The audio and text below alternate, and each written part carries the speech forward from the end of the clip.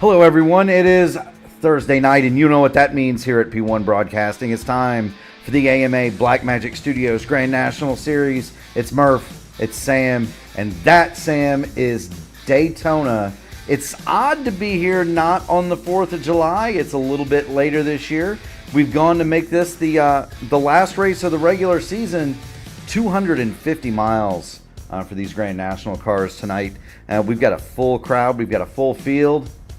Buddy, this is going to be fun. The first race here was amazing.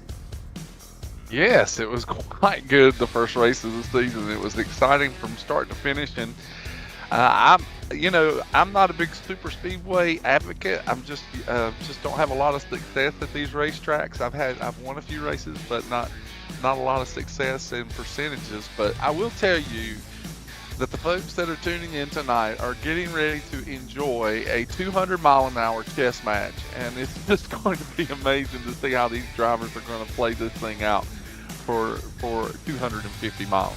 You know, Sam, you said it. It's a 200-mile-an-hour chess match. When we came here in February, it was Michael Moquin that won that chess match. He is not in the field tonight.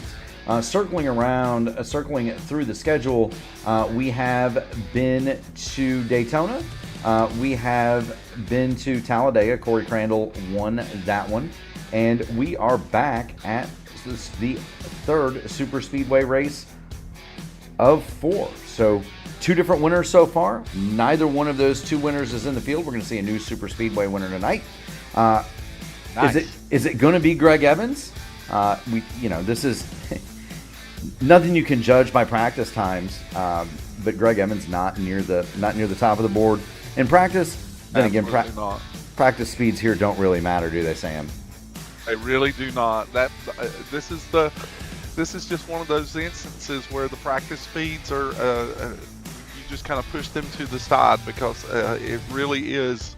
This is what we call in racing, in stock car racing, the great equalizer. This is the track that brings everybody out because these are the tracks that usually puts drivers that usually may not be the fastest at intermediate tracks or short tracks, and they may struggle with tire wear or strategy. This is the place where it equalizes the field out a little bit more, and if you can play your chess pieces right, you can bring it to victory lane. Anybody from the front to the back of the field. And when Sam says anybody can win one of these restrictor plate races, I won one of these restrictor plate races last year. If that tells you anything about what kind of a lottery we're looking at today. Speaking of, just to kind of go over the rules for the event, 30 and 60 laps are going to be the stages. It is a 100-lap, 250-mile event. No concerns on fuel. There will be a green flag pit stop, or at least a pit stop for fuel in the final stage. And that pretty much sums it up, Sam. I'm looking forward to a fun and exciting show. I do want to note that there are some additional special paint schemes out there tonight, and so we're looking forward to seeing some of those too.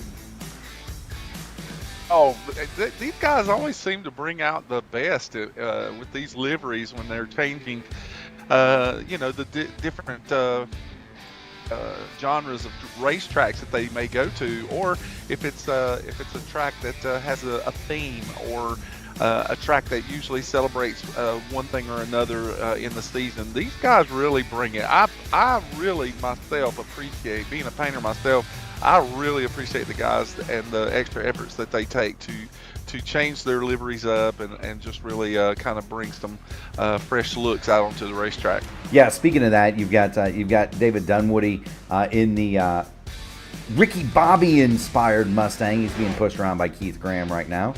So there's one of them.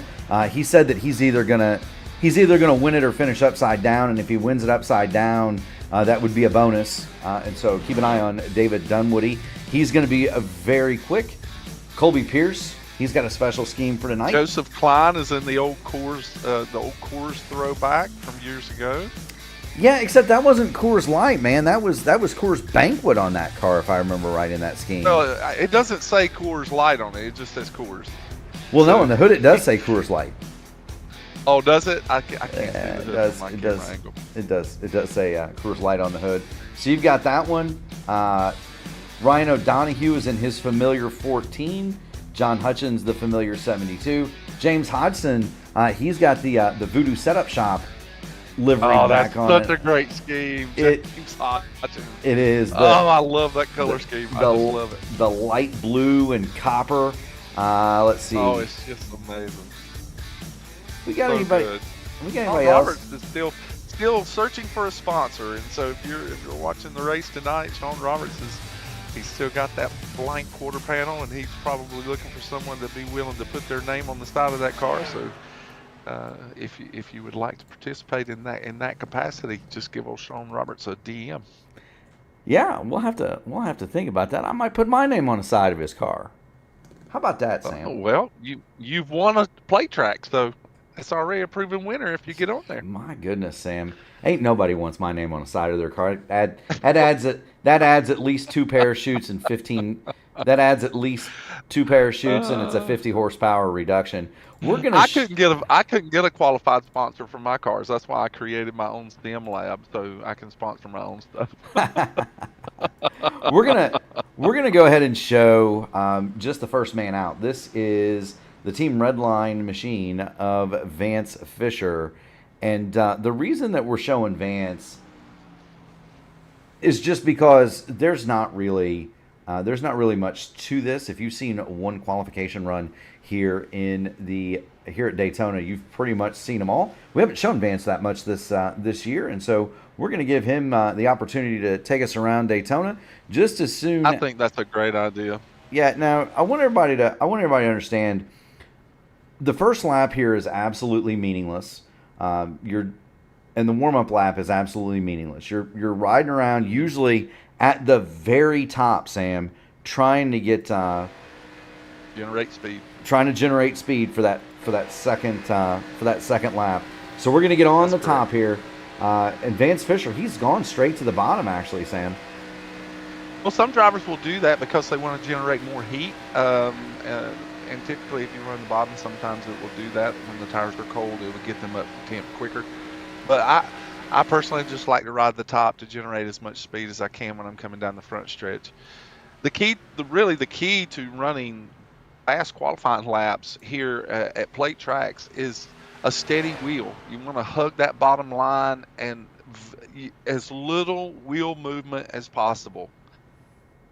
Less wheel movement that you have will usually equate into a quicker time.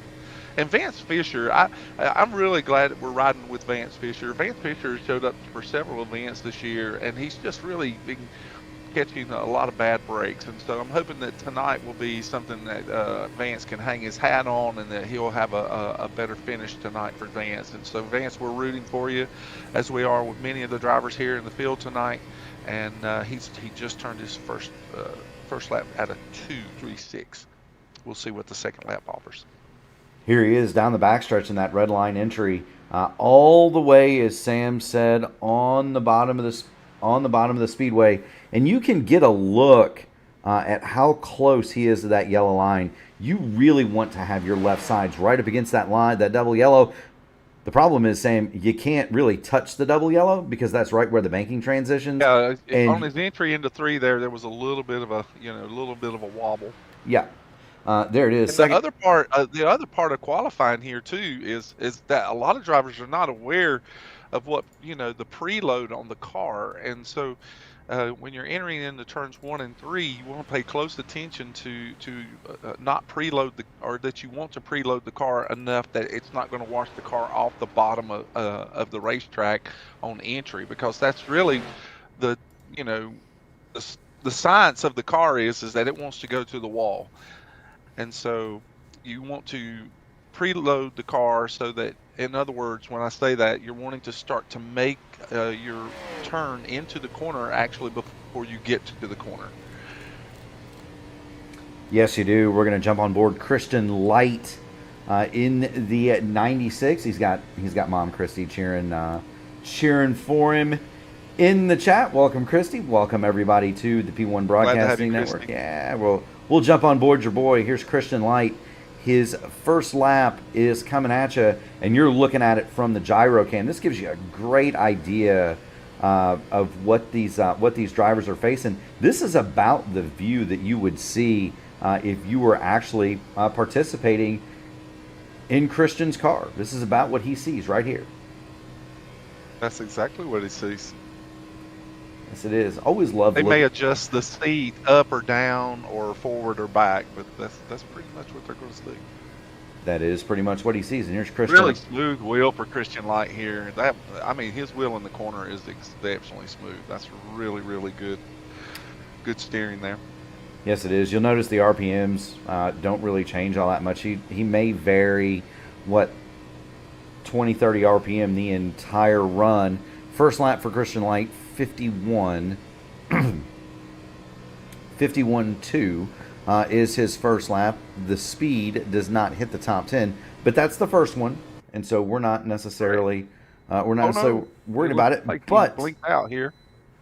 well, the session ended. Oh, did it? Oh, he's not going to get his second lap in. Oh, what a shame. He is not going to get the second lap in. And we have a starting field, Sam. Oh, we do. And look who's at the top. The very guy that I was bragging about needing a sponsor. That's right. On the pole, it's going to be Sean Roberts, 175.0928 miles an hour. James Hodgson in the forward-facing 88. He's going to start on the outside of the front row. Greg Evans, David Dunwoody are going to make up row 2. Then it's Vance Fisher and Rick D. How about a fine qualifying effort for Rick Fallis in the in his Marty Robbins themed machine? I spoke to Rick before the race tonight. And you know, he's independent here, and he's not associated with any team. And I was trying to give him just a little input about other drivers I thought that were solos as well. And he goes, "I don't need anybody. This rocket is fast." Rick is in good spirits about tonight's race. Yeah, no worries.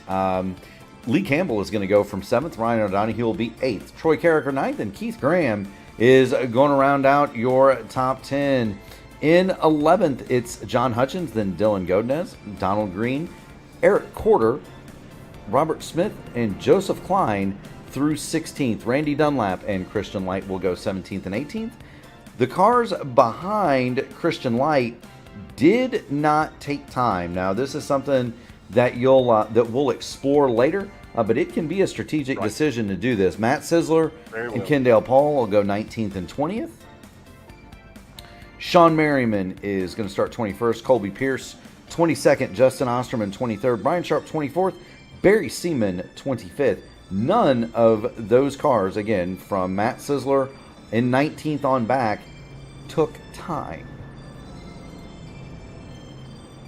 And Donald Green has been informed that the 6th and 96 are going to the rear of the field for administrative reasons, so they'll be going to the back. There you go. So now we know the 6 and the 96 headed for the back. Christian Light and Donald Green will give up their starting spots. Love this view. Courtesy of Whiplash Simcams. This is as the fans would see it. Put yourself in a grandstand seat, maybe staying around in the infield. Do we know where Dale Jr. is at this track? He's somewhere in the crowd. He's at every track, right? But you have to pick him out. But do we know where he is at Daytona? He's probably in the press box where you really can't see him. That's kind of so. For those of you who don't know, one of the running gags of iRacing is that Dale Earnhardt Jr., who is an early investor in the sim, and one of its biggest cheerleaders, as a running gag, advocate for this, yeah, he's a huge advocate for it. One of the running gags of the sim is that every racetrack that they put in here, Dale Earnhardt Jr. is somewhere in the crowd, and so it's finding Junior is part of the situation. But you got to look for him because it's not easy to find him sometimes. Right. I do want to point out that we're extending the beginning of the race here by an extra pace lap. Administration is still working on a few things. There were some other drivers that were given some end-of-line penalties here at the beginning of the race. Of course, Christian Light, Donald Green were two that we discussed earlier, but Robert Smith in the number 11, as well as Vance Fisher, both in the 73, were also given EOL penalties, and so they will be going to the back, and so they've extended the lap, the pace before the race to sort all this out. And good on the administrators here in the AMA. You want to make sure you've got everything lined out, sorted out, and ready to go before you start this thing. It's track position here is both very important and completely unimportant all at the same time, Sam. Oh yeah, it's and at this particular track too, you want to you can. Depending on your own personal preference, some drivers love to start up front, and some like to start in the back. But the truth of the matter is there are no bad starting spots in these races, just simply because you want to stay with the pack anyway. It's going to be mostly pack racing. And so even if you qualified well, like Vance Fisher, he qualified fifth, and now he's at the back of the field. You know, he knows he has a fast hot rod, and he can actually work his way up through the field and just take his time, just move his chess pieces slowly and methodically, and make the right moves at the right times. Yeah, it's all about when you're going to make that move and when you're going to get that push, where that push comes from. Are you in the right spot, and are you going to be able to dodge the big wreck? It's not if, it's when it happens. And so, you know, where you position yourself around those things is going to determine who wins this race. Is it going to be a guy like Troy Carricker starting in 9th, Ryan O'Donohue buried a little bit deeper than he's used to in 8th? Is it going to be... you know, somebody who you wouldn't think, and we haven't seen in victory lane, somebody like a Christian Light? Is this finally Brian Sharp's day to avoid the trees? Well, the two drivers that I have kind of singled out for myself this evening is James Hodgson and Troy Carricker. I believe that those two drivers might have an opportunity tonight, and I would like to see them do well. And so let's keep an eye on the 88 and 90 as the race unfolds, and we're under green.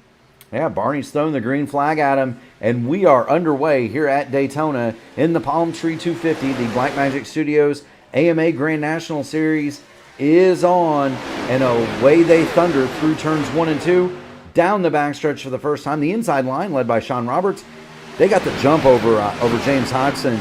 It's so hard. And immediately Ryan O'Donohue goes to the apron. Yeah, he's going straight for the back. That is a planned move right there for Ryan O'Donohue to go to the back.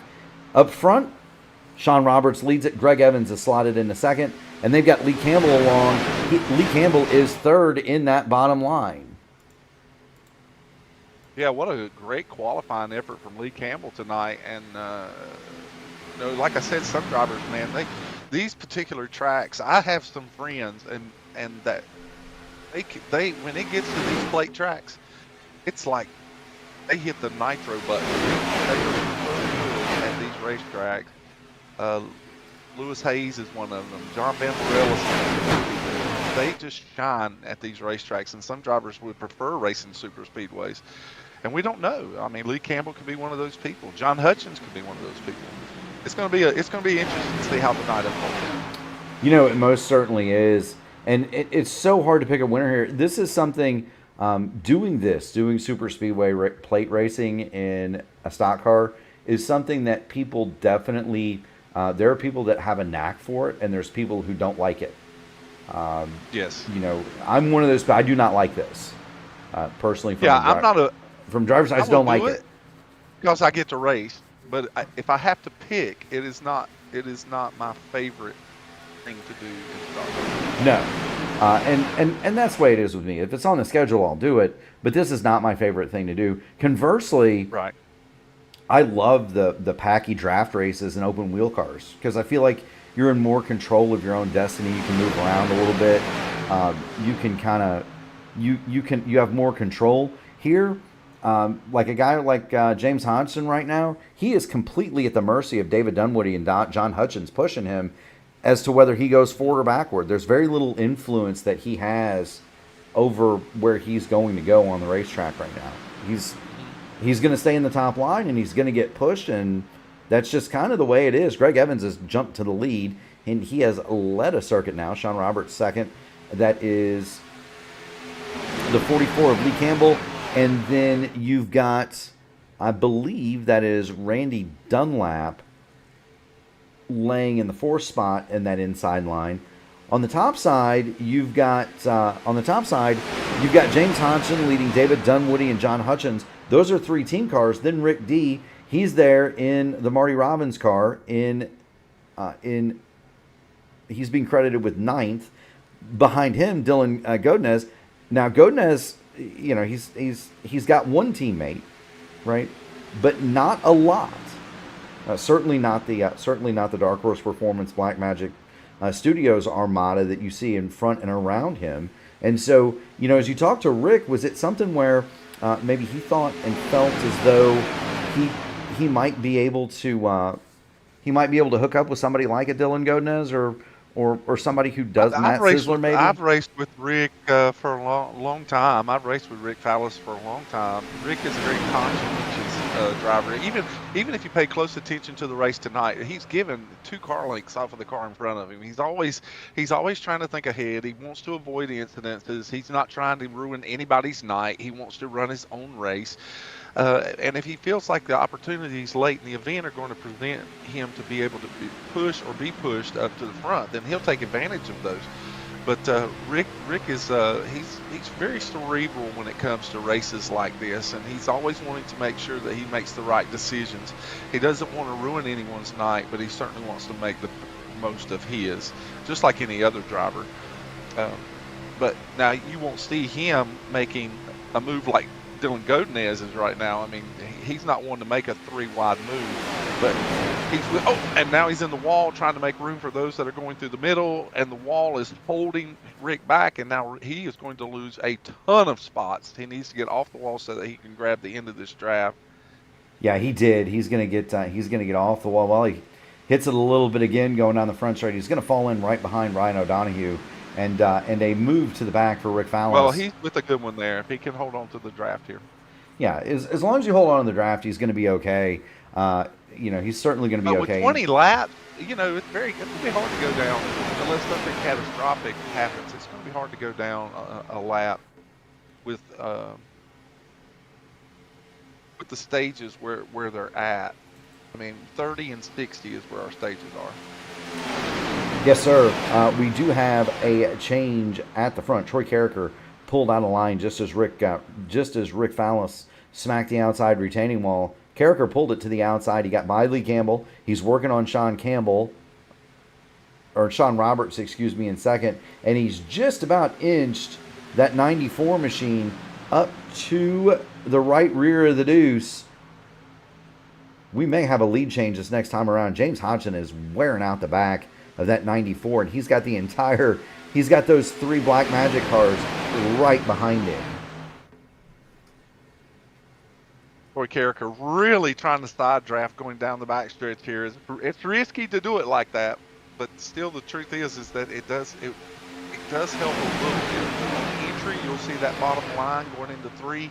They'll kind of ease out in front of that top line, and then coming off the corner, the top line sometimes will get a little bit bigger run. And here comes Troy Carricker now with a push from James Hodgson, and now he's even. Who's going to lead that lap? Greg Evans. Greg Evans is calling out to the field. He's letting the field know that on the backstretch he's pulling off the racing surface down to the apron. He's letting everyone know behind him since he's leading this field. I think he's just going to err to the side of caution here, and he's going to pull off. And there he goes right now. As Matt Stisler also does the same thing. Maybe it's getting a little too racy for Greg up here right now. It's a little early. Yeah, you can see Sam, the cars moving side to side in the corners. Oh, I hope you have a cockpit view tonight of cars in the middle of the pack, because some of these guys are going to have a handful of wheel. You know, we most certainly do. And let's take a look at one of those cockpit views. Here's Kendall Paul as he rides along in the 78. He's back here with Matt Sizzler. These are all race winners that are riding along back here. Sizzler, Kendall Paul. You've got Ryan O'Donoghue back here. You know, these guys know how to get it done. They also know it's not yet time to race. Get a little bit further up in this pack. How about Dylan Godinez? And here's what it looks like running along in the draft. You've got the 38 machine of Randy Dunlap. And look at how much these cars move around, Sam. Oh, it's amazing when you look at it from the driver's perspective, because if you're watching the race, it doesn't seem like there's that much movement, but there's a lot of wiggling, a lot of drifting. Even on the straightaways, you see these cars kind of moving right to left, and the drivers are just trying to find a balance there to keep the car in a straight orientation. And in the corners, and all that air moving around the cars and pushing on the sides and coming across the rear spoiler, it really can disrupt the handling of the car, especially this car with its with the suspension that has more travel on it. So it can be a handful, and Lord help, and I'm sounding very country right now, but Lord help when someone bumps you in the wrong place, it can end your night quickly. Yeah, I mean, you know, and my bigger point is a lot of that movement side to side that you're seeing, that's not voluntary. That's the air doing those things and moving those cars around. Exactly. That's not the driver intentionally moving right or left. The car is just getting shoved that way. Sean Roberts goes back to the lead. He's recaptured that position from Troy Carricker. He's got help on the bottom from Lee Campbell. James Hodgson is on the top, and he's getting a push from Christian Light. Christian Light started, if you recall, in the back of this field. He's moved up to He sure did. He's moved up to the outside of the third row, so he got back to the front in a hurry, and now he's going for second. Hodgson. Christian he made this move on the outside, but he's not going to have any help on that outside. He's going to be all alone out here as they're three wide coming off the corner. Troy Carricker moves it down to the middle in front of James Hodgson.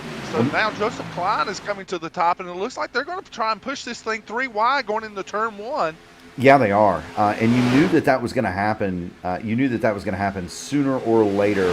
When I saw Christian Light jump out like that, you knew that somebody would eventually get up there. Just because that car creating the hole in the air is going to allow anybody drafting up behind him to suck up right behind him. But just as soon as he made that move, Joseph Klein pounces, makes the pass on Christian Light, and now he falls back to fourth in line on that top lane. Sean Roberts continues to lead the bottom. Troy Carricker leads the top, Sam. Oh, Roberts makes a sudden move to the right, and they all check up on Randy the front Dunlap. stretch, and now we've got the first wreck of the evening. Randy Dunlap hard into the inside retaining wall. Brian Sharp is involved. Dylan Godinez is involved. Several automobiles. Oh, no, Sean Merriman's car is destroyed. This all starts. I don't know. It looked as though Sean Merriman was on the bottom, but he made kind of a weird, abrupt kind of move to the right. And there was really not any room to move to the right because Troy Carricker is still trying to side draft there. Yeah, let's check it out. Oh, he got bumped. He got bumped by Lee Campbell. That's what it was. Yeah, he got bump draft by Lee Campbell, and it upset the car, and that sent him up a little bit into Troy Carricker, and then everyone seeing this begins to check up behind him. Yeah, it's going to start with the Carricker and Campbell contact right as we get into the tri-oval. James Hodgson's going to give Troy Carricker a shot. Lee Campbell is going to, and that kicks Carricker out of the way. It appears as though Randy Dunlap then simultaneously he sees it happen. Brian Sharp's car is destroyed as well. He's crab walking this thing around the racetrack. Yes, he is. There you see Christian Light start to spin. Dylan Godinez is going to spin. Light goes through the pit lane. He'll have his black flag cleared. Dylan Godinez goes for a slide, and then he is going to get walloped right there by Colby Pierce. and then he's going to get hit again by the 18 of Sean Merriman. You see Greg Evans sneaking through. There's Matt Sizzler. I don't know if Brian Sharp's car is repairable. Well, let's have a look and see what happened to Brian, because he does not have a meatball flag. He does not. There are no meatballs on this, and the good news is at Daytona, a caution lap takes a couple of minutes. So sure, it does. Now, Sean Merriman completely T-boned Dylan Godinez, and so I'm very concerned about Sean Merriman's car and his motor. I'm surprised he doesn't have a meatball. Randy Dunlap actually has a black flag at the moment, but that may be because he careened through the end of pit lane on the other side of the cone. Which the administration should be able to clear that. Yeah, they did clear the same. They did clear it for Christian Light, and here's Christian. He sits on pit lane. The rear end of his Chevrolet is bent slightly. They'll get that fixed. Dylan Godinez is further up the pit lane, and there's his car. There's damage to the front and the rear of that Mustang. You mentioned Sean Merriman. They're putting his Dark Horse Mustang back together, but the front is pretty badly mangled, bent on that car. Colby, it looks like a panther got a hold of it. Colby Pierce also damaged in the front end.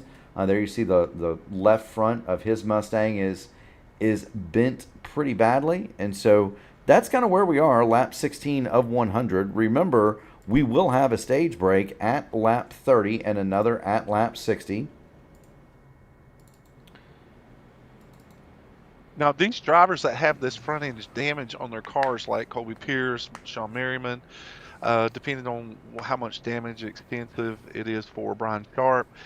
Now, when you receive kind of the body damage that these cars may receive, and they can only repair so much, if you have a car like that and the motor is not affected, you want to make sure that you stay in the draft just as much as you can with a car in front of you and a car behind you, and you just want to effectively just kind of ride in the rocking chair there, so that your damage to your body work is not a detriment to you holding on to the draft. Yeah, very true. Very, very true. We do have split strategies out here, by the way, Sam. Sean Roberts, Lee Campbell, Troy Carricker, Joseph Klein, Keith Graham, Vance Fisher, Robert Smith, Donald Green, and Greg Evans are your top 9. They did not pit, Sam. In 10th, James Hodgson led the cars that came on to pit road. James Hodgson led them off. James actually had a little damage from that incident, so... Right, I'm just saying. Went to get that fixed. Yeah, he came in. Well, he got gas only. He was in his box 8.6 seconds. So he had minimal damage. Yeah. So minimal. Well, and kind of just what we kind of know about the situation with the fuel. These guys that have pitted, they may not be stopping at the next stage. You can go. They're looking for the track positions and then be able to make a short stop. Well, they would have to stop at the end of the second stage, but they could go theoretically if you stopped here and you can get 40 to 45 laps on fuel, knowing that I just think 40's pushing it. Well, remember you're going to have another yellow, so at least 4 or 5 of those laps are going to be under caution. Yeah, and if you're in the draft and you're modulating the throttle, I mean, yeah, it's possible that you could save a few laps, but it's going to be interesting to see how it plays out. But I really commend the guys for trying to bring, some semblance of race strategy in here. I was thinking about tires, is that a lot of times in these races, especially if it's a green event, for a long period of time, a lot of times you do not change tires just for the sake of the time that you save on pit lane. But this car will wear tire, and so I'm just curious of what drivers may change tires late in the event and who may not change tires at all so that they can get track position. There you go, Sam. Pace car is off. Barney's got the green flag in the air. We're going to get it. Coming to get lap 18 of 100 here in the Palm Tree 250 for the Blackmagic Studios AMA Grand National Series. Sean Roberts is going to fire off. He's on the inside. Lee Campbell the outside. Lee Campbell got a much better start than James Hobson did at the beginning of this race. Right, he stays even Steven with Sean Roberts, and he's got a big push from Joseph Klein. Troy Carricker, he's pushing the bottom. They're going to get a good run here. I see that Lee Campbell's taking a little different strategy here than Troy Carricker did. Troy Carricker wanted to be able to side draft on that top side coming down the back stretch, but Lee Campbell, he wants to ride along that wall. He's getting the car behind him. If they're going to be able to overtake on that top side, then it's going to be key for Vance Fisher in that third spot to really pull in tight, not push. You don't want to push in that third spot, but you do want to pull in tight so that you can be one cohesive draft up there on that top side. Yes, you do. You don't want to touch if you're the third place guy, but what you do want to do, correct, is you want to you effectively I mean the closer the cars are together, the more effective the draft is, for certain, sure. Excuse me, my goodness, Sam.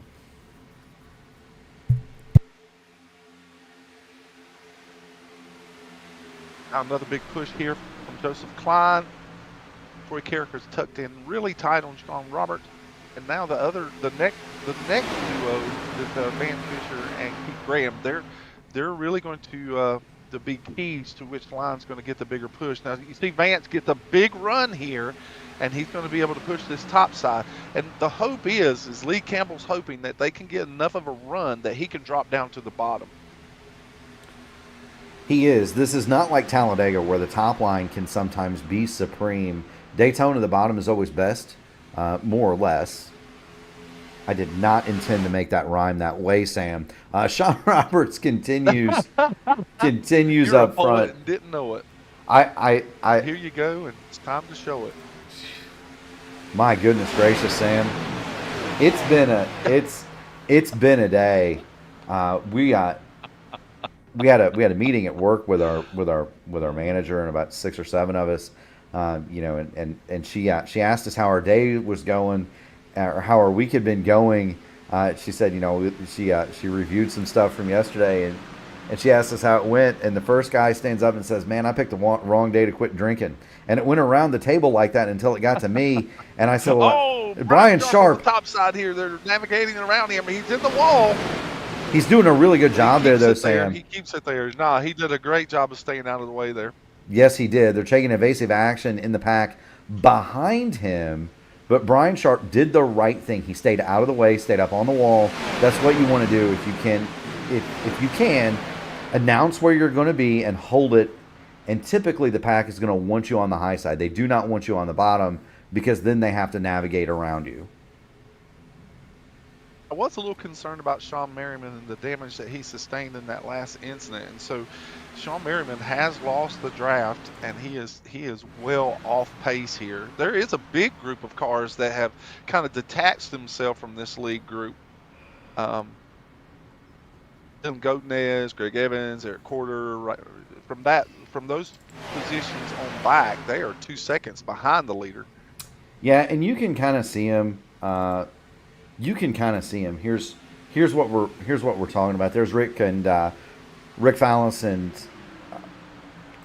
Matt Sisler. Ryan O'Donoghue's back there. Dylan Godinez is back there. Brian Sharp is trying to hang on to that group. Randy Dunlap, by the way, has been disqualified for not answering the black flag. Sean Merriman, you mentioned, he's running around 6 seconds a lap off the pace, Sam. He's not going to be on the lead lap much longer. Now, the good news is he would be the only car 1 lap down. The bad news is he's got to make it 7 more laps before the end of this stage. But the good news is the stage will come. He'll get the lucky dog, and he'll be able to get his lap back. But he's about half a lap down now. We've got 7 laps left, so he's going to lose that lap here momentarily as Lee Campbell shoots to the lead. He'll finally make that pass complete. He'll slide down in front of Sean Roberts, and now the outside line is led by Joseph Klein, Vance Fisher, and the 94 of Troy Carricker. So Campbell,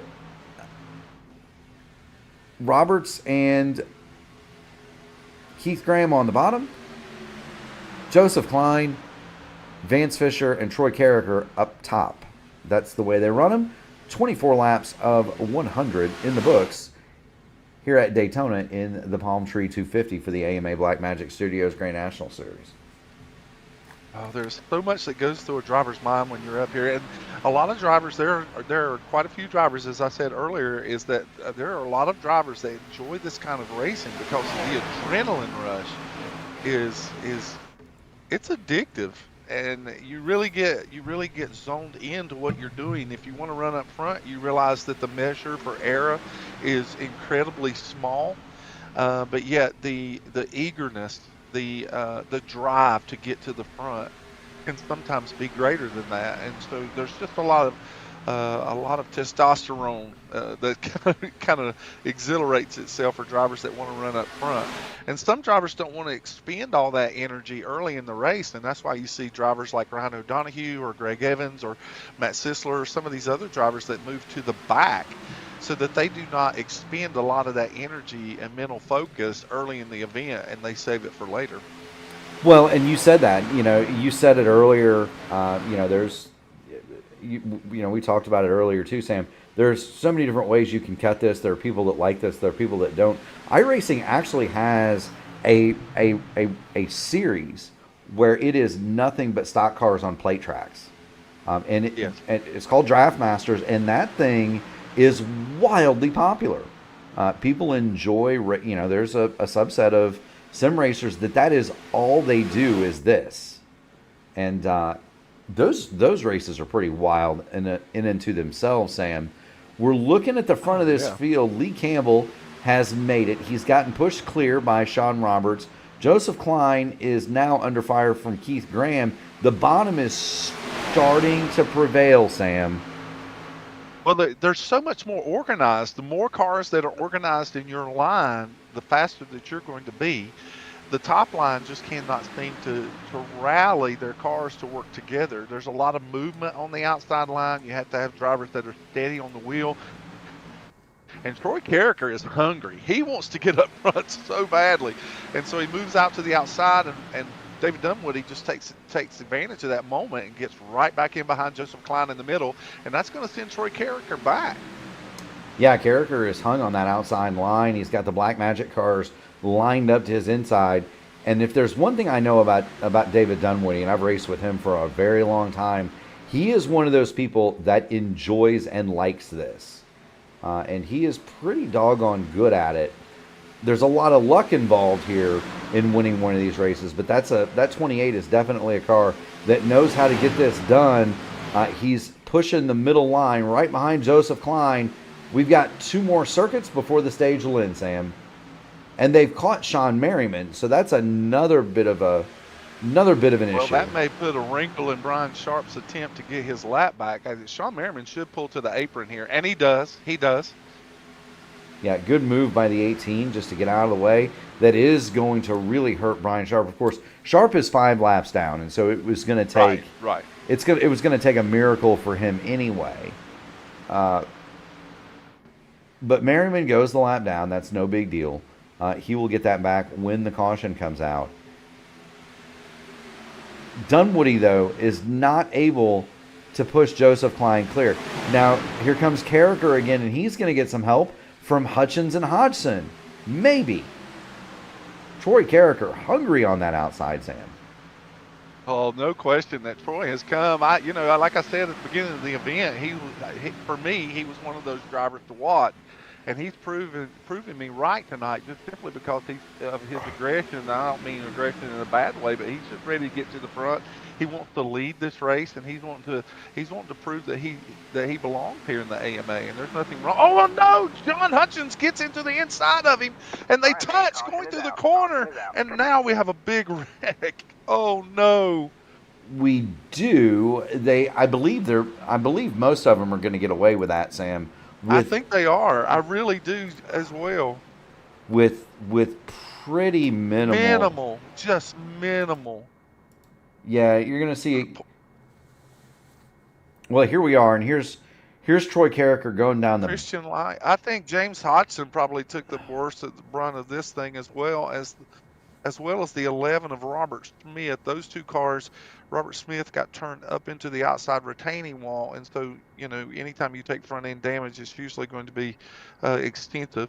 Donald Green's involved in this. Eric Corder, Christian Light again is involved here, and so multiple cars involved.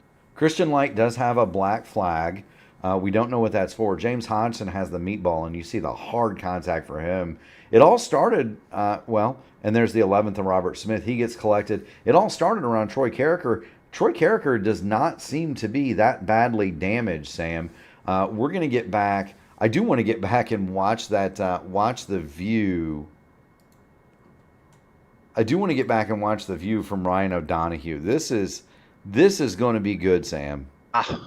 Christian Light received his black flag because he entered the pits while they were closed on the initial caution. Apparently, his damage was enough that he went straight to the pit area.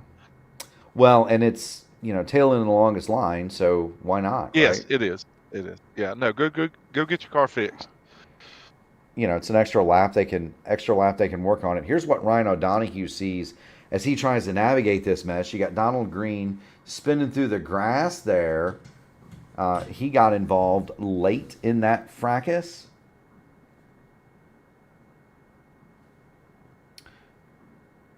And there's Ryan O'Donoghue navigating his way. So, Christy, the reason that you would get a black flag for a closed pit entry is that under NASCAR rules, the pits are closed until the field is organized behind the pace car. That's actually to Christian's advantage to come in and make that stop now if he feels he has a lot of damage, because it adds an extra lap of repair under caution, and so that's a if he feels like he's got more than 2 minutes of damage, that is a very, very smart move to try to keep himself one lap down. He's going to be at the back of the line anyway. Take the penalty, get your car fixed. Right. Take the penalty, get your car fixed. It's not that he got a black flag for something he did wrong on the track. It was just that when the initial caution flag comes out, the pits are closed. There you go. The field is organized behind the pace car now. Through all of that mess, Ryan O'Donoghue manages to finish 10th in the stage. And he was one of those cars that was riding around in the back. Ryan O'Donoghue navigates the wrecks. He's going to get stage points out of all this. We are waiting for the pits to be opened. Here, and I would assume once that happens, we're going to see basically everybody in this field come down pit road.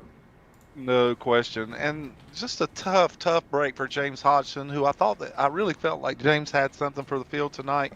And for the second caution, he's involved, and he actually received a meatball flag this particular time and they are still working on the car.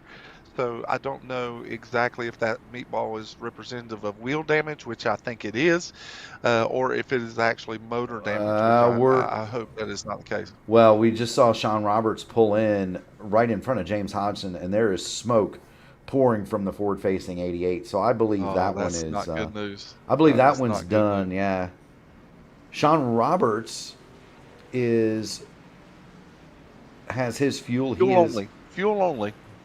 Yeah, fuel only for him. Fuel only for Matt Sizzler as well. Sizzler comes out in 4th.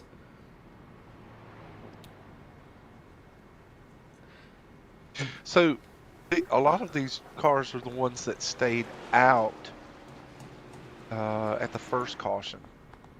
Yes, they are. Do want to point out that the gambit for Christian Light has worked.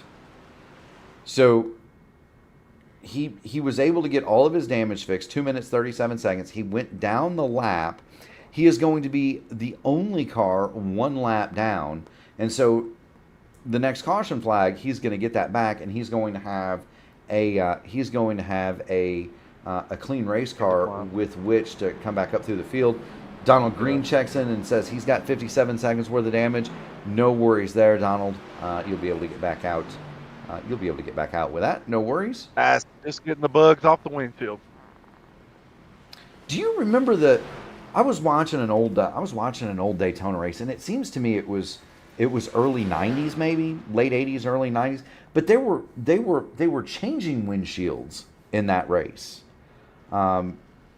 Windshields were breaking, they were popping out, people were changing them during the race, and I couldn't. Wow, I've never seen that. Yeah, go back and watch like a.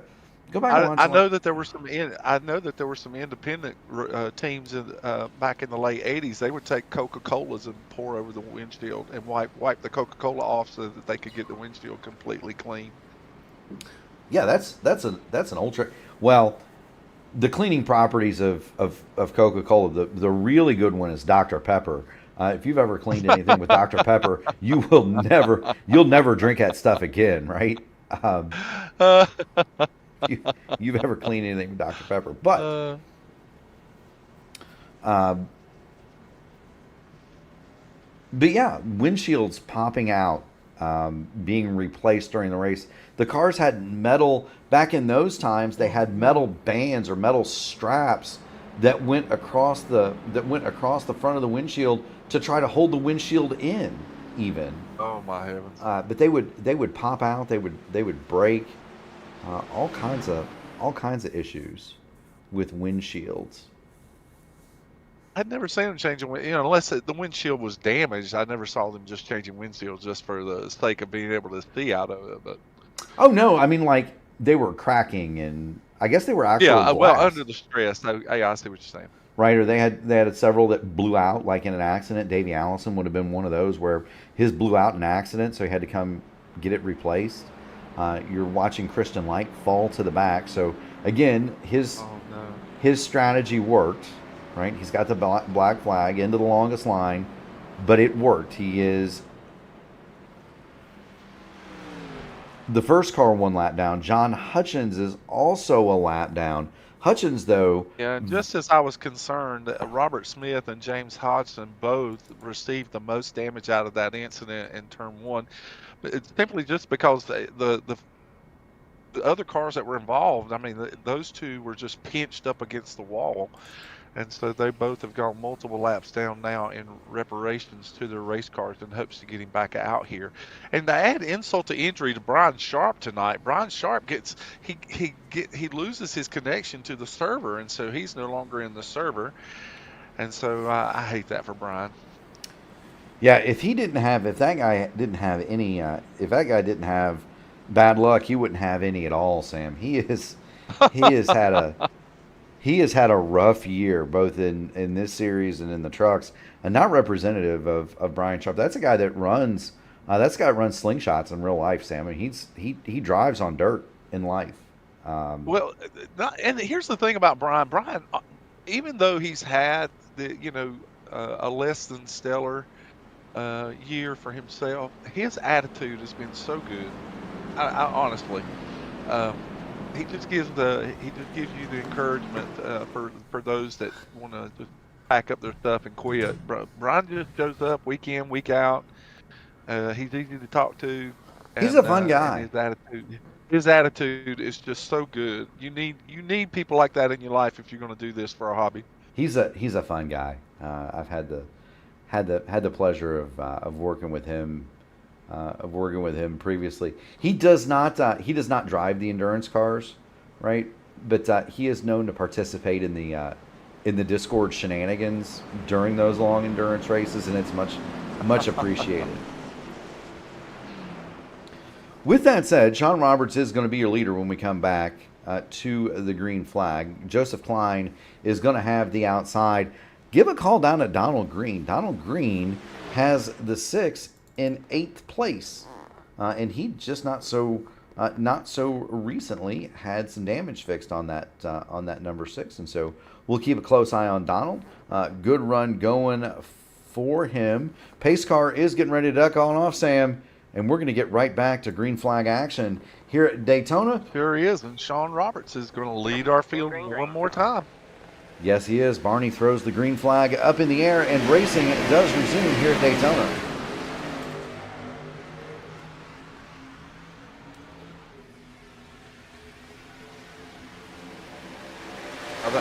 Lee Campbell's really sticking to the bumper. Sean Robert here, and now we're seeing the bottom line is way more organized than the top. But Matt Sizzler's going to get a big draft run here behind Joseph Klein, and he's going to hit him really hard down the back stretch to see how far they can take that run. Yeah, Greg Evans now is coming up to that outside line. They're going to see what they can do in a trio. Yeah, I was just going to say, here comes the deuce. Matt Sizzler and Greg Evans, they've been riding around somewhere anywhere from 15th to 20th for most of this thing.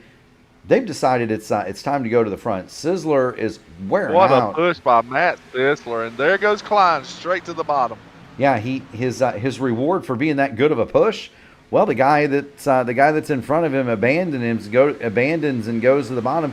The good news for Sizzler though is, and I'm told that you can really only push somebody like that for a couple of laps before you start to overheat, Sam. The good news for Matt Sizzler. Oh, absolutely, yeah. Yeah, the good news for Matt. You have to watch it. Yeah, so the good news for Sizzler is when Joseph Klein pulls down like that, he gets the fresh air. All that fresh air goes right into the front of the car. Yes, it does.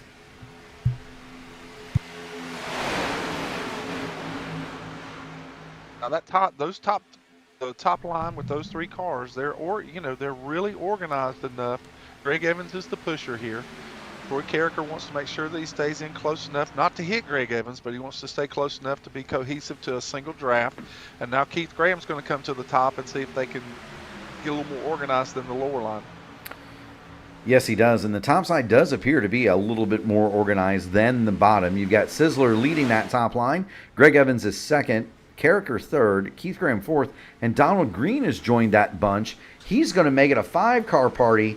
You've got 5 on 5, 5 at the top, 5 at the bottom. But if you look at the lines and the distance between the cars, the top line is definitely closer together. It's more organized. There's more energy up there right at the moment. Just as I say that, Sean Roberts gets hard into the back of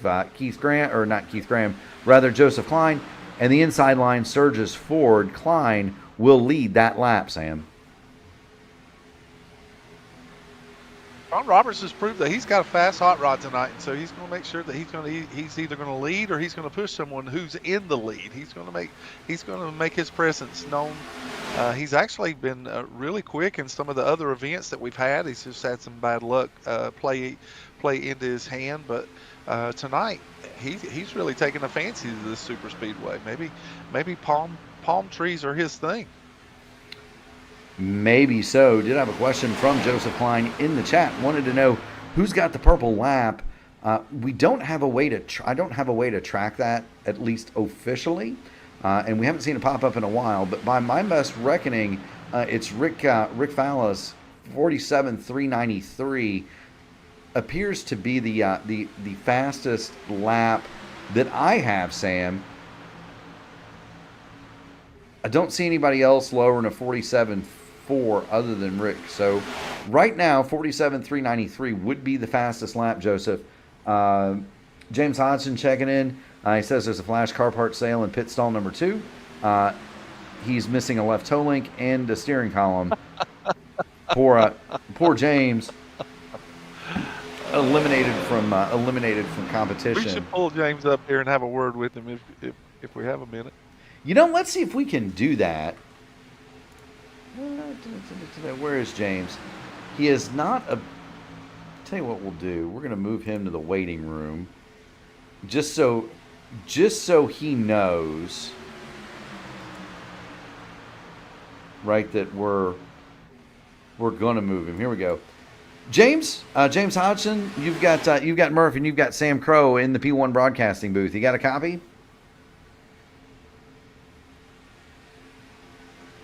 James Hodgson, he might be dealing some of those car parts right now. He said he'll be back in 3. He'll be back in 3. So we'll just leave him in the booth. We'll leave him to sort out his mess, and we'll. It only takes 3 minutes to sell a set of tires. Well, that used to be a thing too, Sam. If you recall back in the day, was teams would fall out and sell tires. That's why I said it. It was a big thing back in the day that they would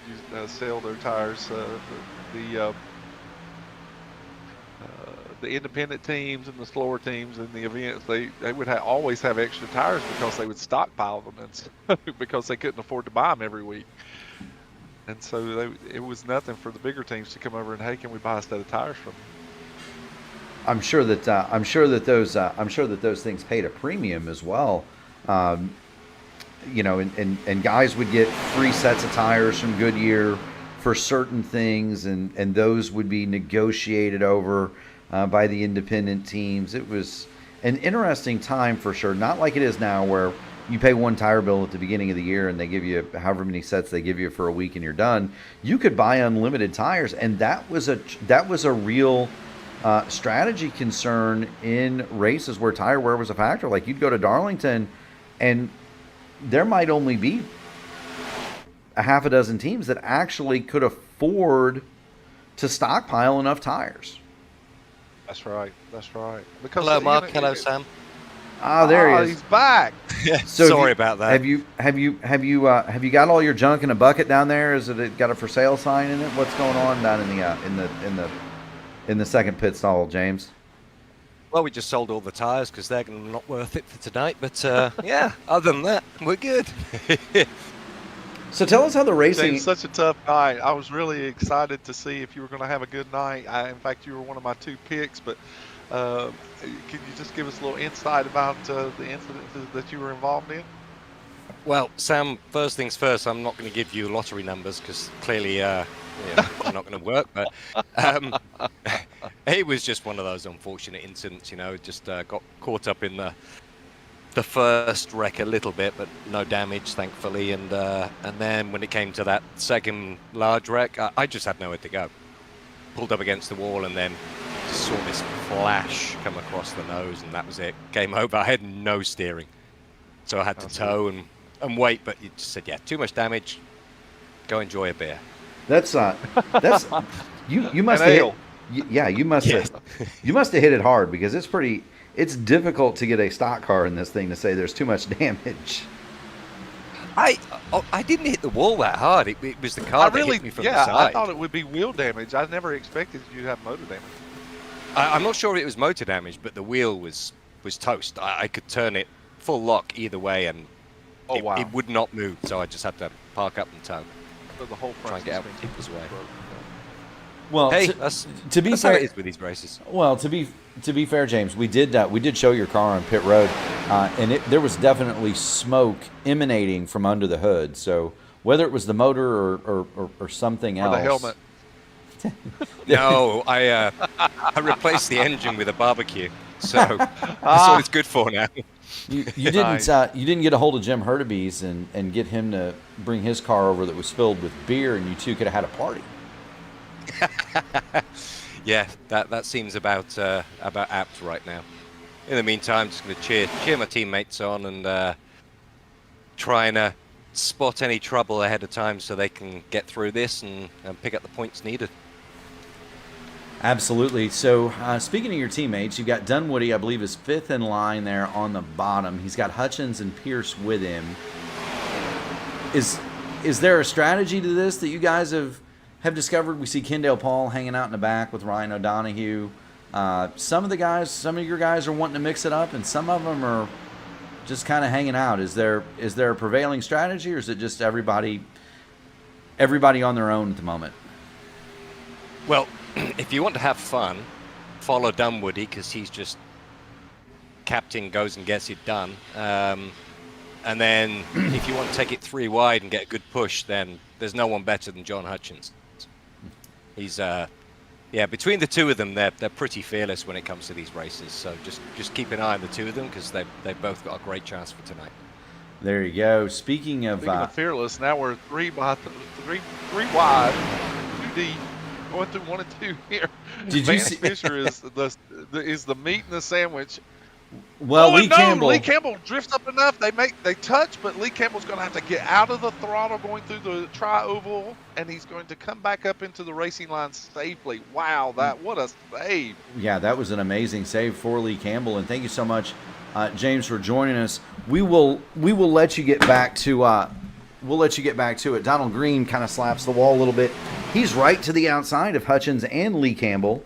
but he gets everything saved. Thank you so much for joining us, James. I'll put you back down Thank you, James. in your room, so to speak. And Thanks, gents. Yeah, thanks for joining us. You have a great night. Keep going fast. Have fun, buddy. Thanks, mate. Take care. Yes, sir. That is James Hodgson, an early pedestrian here in the 250. Not of his own doing. Oh, they're checking up. They're checking up. They are checking up indeed. Wow. Everybody got away with that, though. Now, when you get checkups like that in the pack, Sam, that can lead to this thing getting strung out a little bit, which I don't think any of these drivers would mind. No, probably not. Matt Sisler's had enough. He's going to go to the back here. He's just had enough. He's felt like he had his nose chopped off a couple of times here, and he's just going to fall back where he can race in the final stage and kind of save the car. You know, but you're right. I mean, some drivers would rather this thing to get spread out and you just be able to race with teammates or just one or two cars. In my opinion, you know, I love racing these races with green flag pit stops, just simply because it does separate the field so much. There's such a diversity of how people handle their pit stops, and so you'll have some drivers that are very good at it, and then you'll have some drivers that may have issues.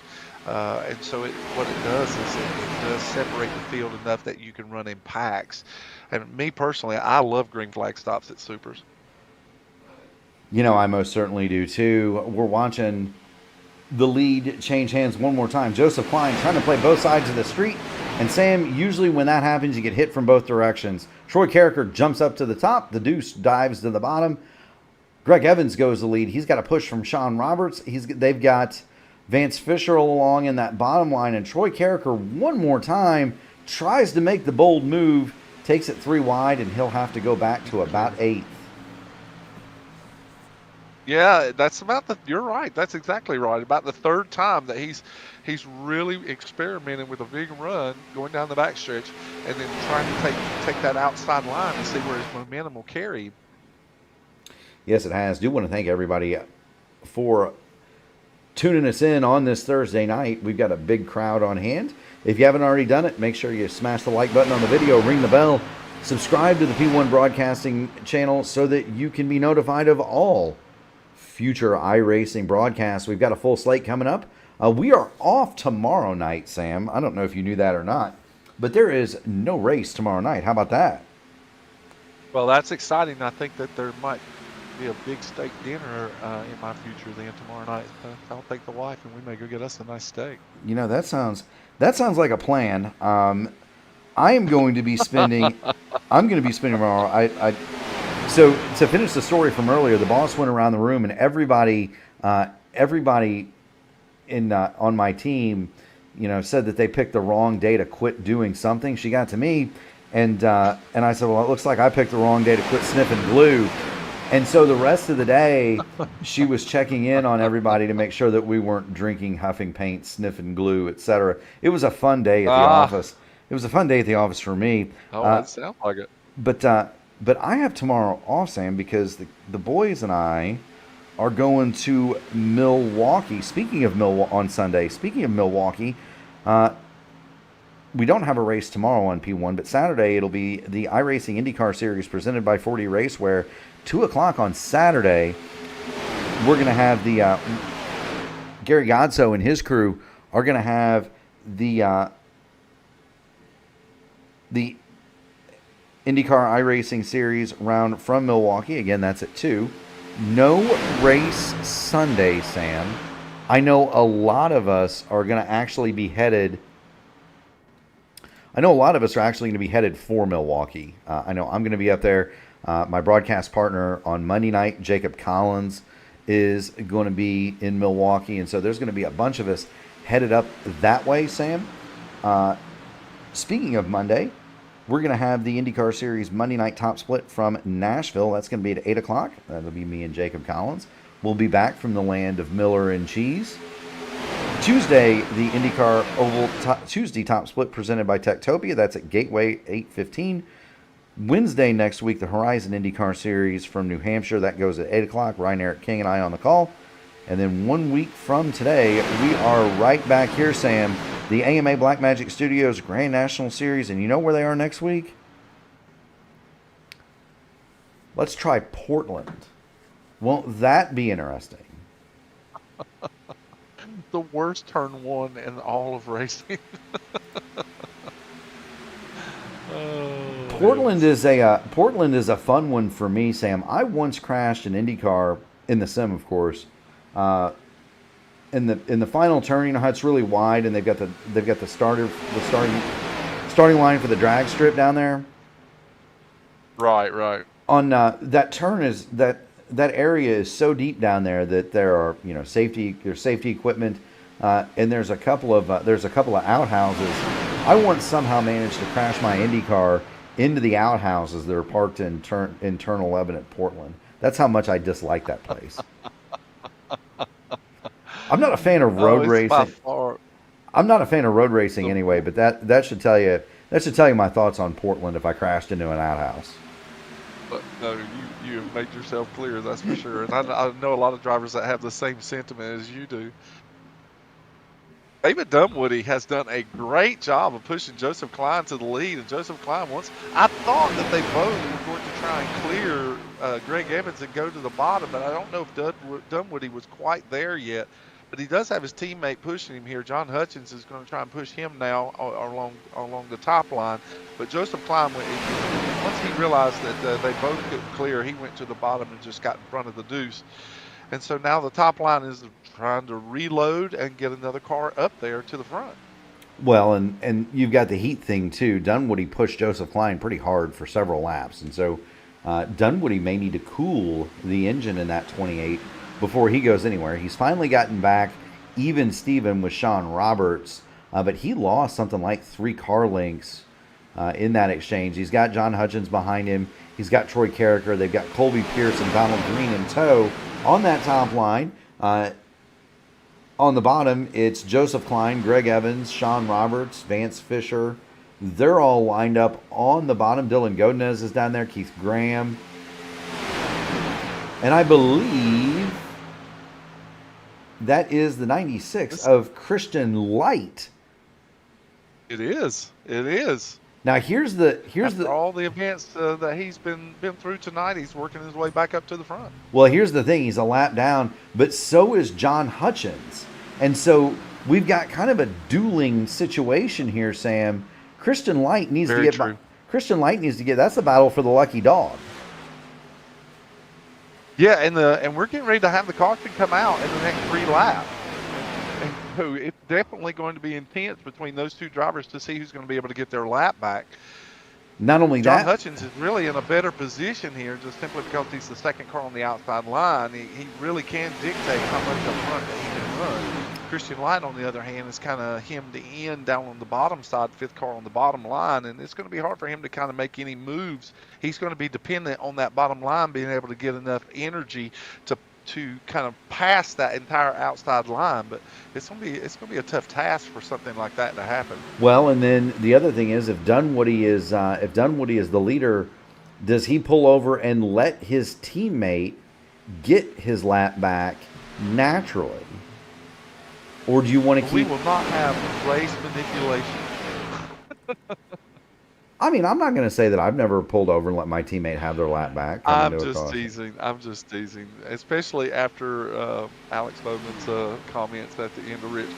I'm just trying to make light of that.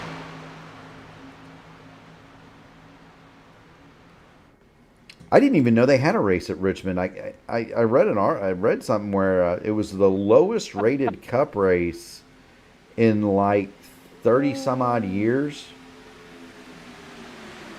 Fewer than 1 million people watched it. It was, from what I understand, it was a good race, but it was on, what was it on? It was on a lesser cable channel, and it wasn't on a Saturday night in the middle of the summer.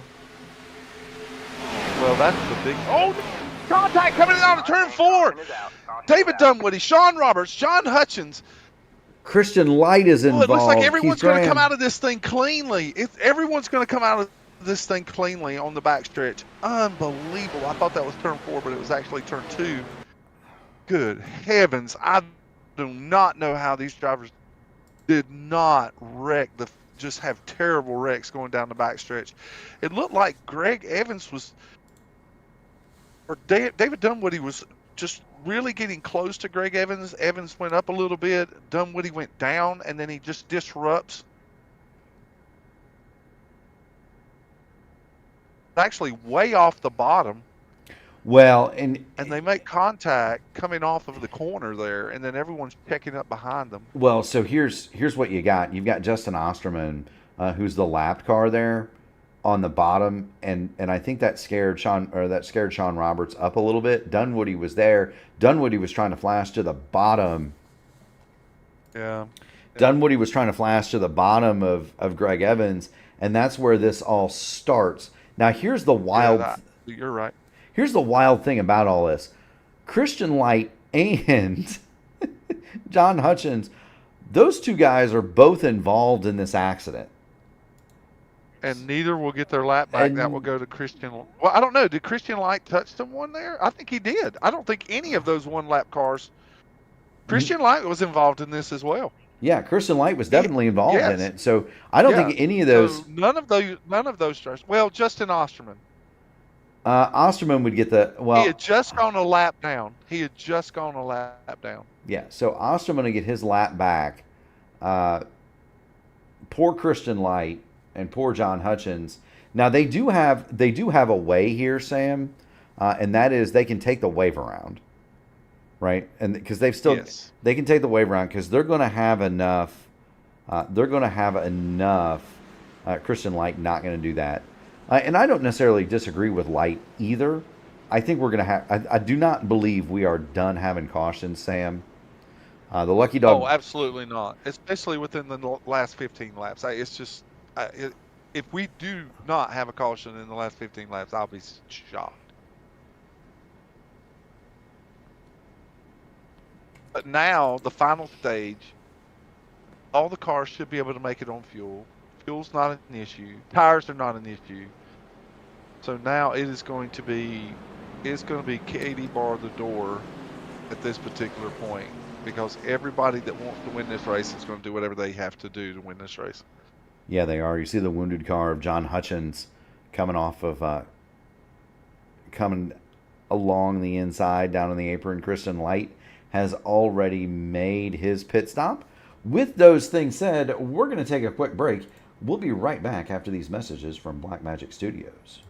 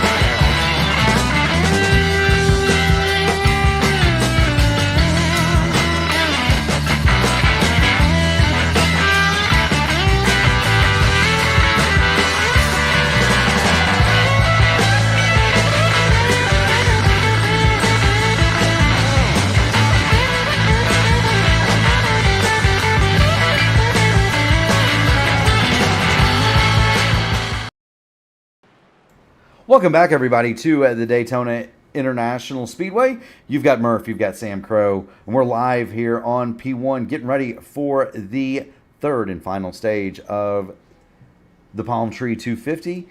Sam, 2 stages down, a familiar name up front, that is Greg Evans. Christian Light is going to try to take the wave around here, and so Light is going to go from one lap down to the rear. He will get one of his laps back. That will leave. And the hope is that even though he cannot pit here and get fuel, the hope is that he'll catch a caution so that he does not have to pit under green flag conditions. It's fun that you mentioned that, Sam, because my telemetry here shows that he is on lap 2 of his stint, so he came to pit road. Well, there you go. I think he was far enough behind that the pits opened after the field had passed pit lane. And so he took advantage. Still be able to take the wave around? Well, and so what happened was the pit lane opened after the field had passed the pit lane. So Christian Light hit it, took 4 tires, came back out, joined the rear of the line, and then when the leaders all came in and filed in for their pit stops, Christian Light cycled to the front. So he gets his lap back after all. Greg Evans is your leader. Donald Green is going to line this up second. Donald Green, gas only. Joseph Klein and Vance Fisher are going to be on row 2. Kendall Paul, Lee Campbell will follow them. Oh, no. What? Oh, no.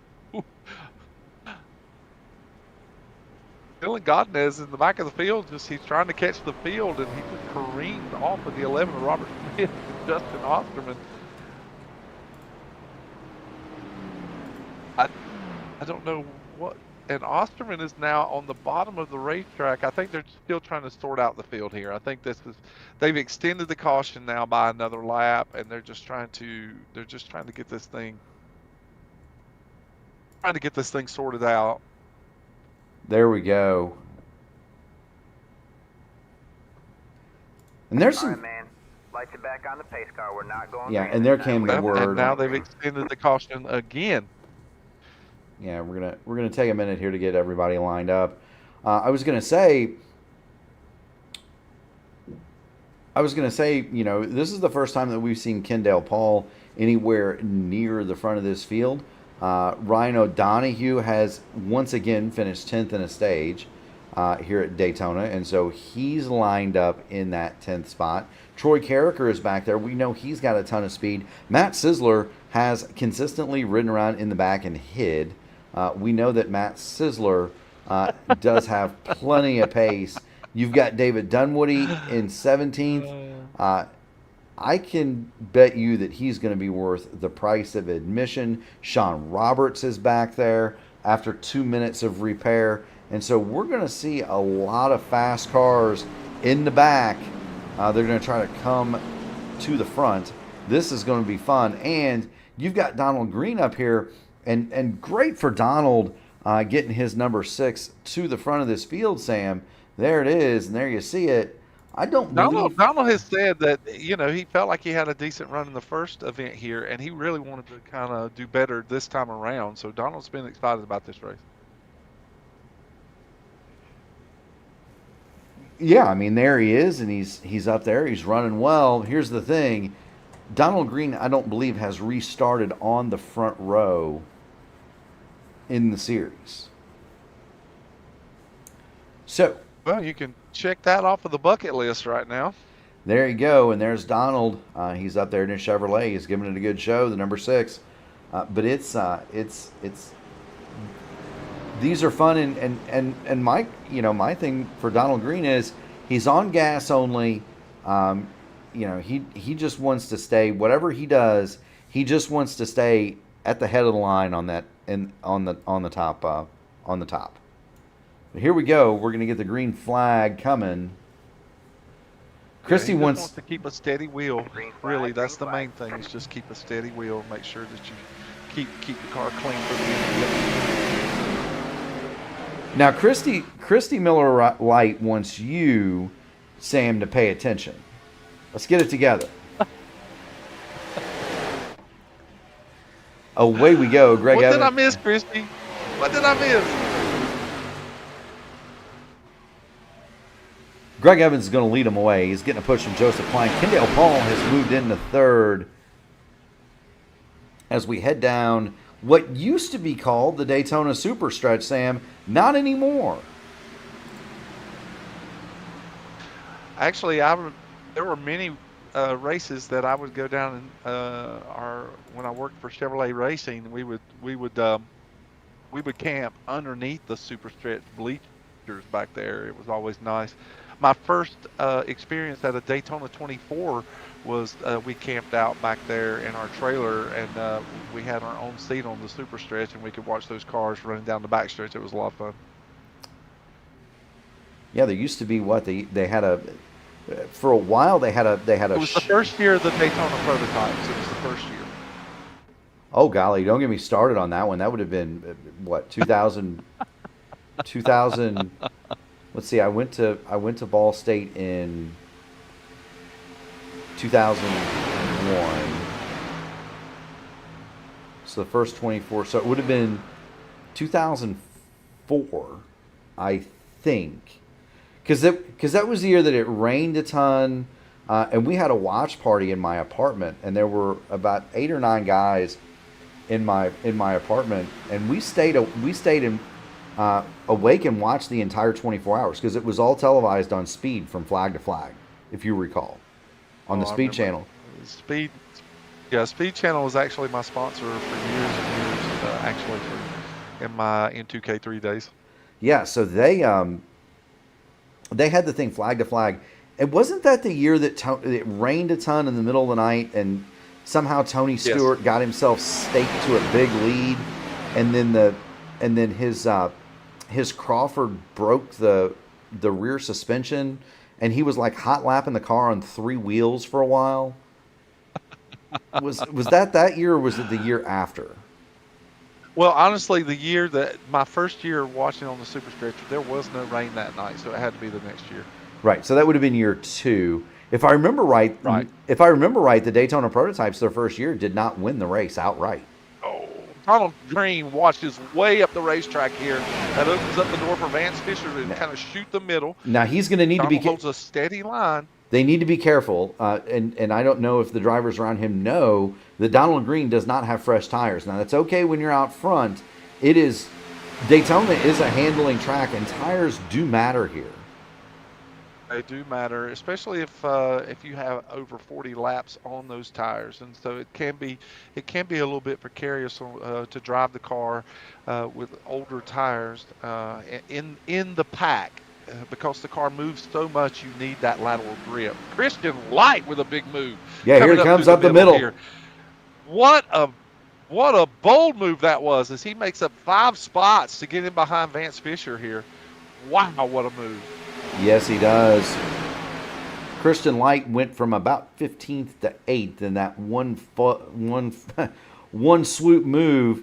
He's going to fall in behind Vance Fisher. Christian Light is now the second car on the top line, and they are coming to the front. Vance Fisher now draws even with Kendall Paul. He'll go to third, and he's going to be looking for more. Now they've picked up Dylan Godinez, and it appears as though Troy Carricker is going to file in line up there as well. Yeah, he's trying to use some of the momentum that Donald Green may have had there on the back stretch, so he moves up in front of him. And so you can see how he closes in on Dylan Godinez. Yes, he does. Greg Evans is now once again announcing that he's going to pull off of the lead here. He's going to drop down to the apron. He's letting the field know again he's going to pull to the back. Yeah, Greg Evans is smart enough to know that that this thing is nowhere near done with the destruction of car parts. And so I think he's... And Vance Fisher with his first lap led tonight. Yes, he is. Well, maybe, because Christian Light is drawing ever so closer on the outside, and he's got a ton of help from Godinez and Carricker on that top lane. Vance Fisher is not going to lead that lap. It's going to be Christian Light in the 96. Sure he's going to lead that one, but Christian Light to the front, finally. There he goes. Christian Light will lead. And he was a lap down not too long ago, Sam. He's going to be credited with that lap. Right. I don't know that anyone has been more involved in so many aspects of the race tonight as Christian Light. He's been in incidences, he's been a lap down, he's had to repair damage, he's had to come from the back to the front twice. Just Christian Light's getting his money's worth here at Daytona. But anyway, back to that Daytona 24. I used to have a thing, and we did that for all the years I was in, for the 3 years I was in college and I had my own place. We would have a watch party for the Rolex, and we would watch the flag to flag coverage. Get several guys together. We did it at my fraternity house one year. Had 50, 60 guys over, grilled some thick steaks and drank a lot of We are getting so racy up at the front here. Yeah, it's gonna get dicey. But had some refreshments and some thick steaks and a good time. But we would stay awake for the whole thing. I don't know that I would be so dedicated to watch a television broadcast for 24 hours. It's enough for me to stay up and race the 24-hour events on iRacing. I don't think I could stay up and watch an event for 24 hours. Well, when you're with your buddies and when you look like I do, you need all the beauty rest you can get. In fact, a coma probably wouldn't help me at this point, but still. Well, Christy said that we crack her up. The good news is she's never seen our pictures. She'd probably cry. You've seen one Sasquatch, you've seen them all. Oh my goodness, Sam! This is getting wild. Vance Fisher has gone to the lead. Christian Light is now second. All right, here we go. Troy Carricker, who has tried his best to get to the front all night long, is getting a huge push from Dylan Gomez. And so now he is, oh, wow, Sean Roberts did everything in his power to miss Donald Green right there. I cannot believe he got the car stopped. That was insane. That's going to break the pack up just a little bit. Now, It is. All the momentum is lost, but now I think he's still going to be able to hold on to the draft here, and Rick Fallis is close enough to Roberts that he may be able to latch on here, and they can catch this lead group.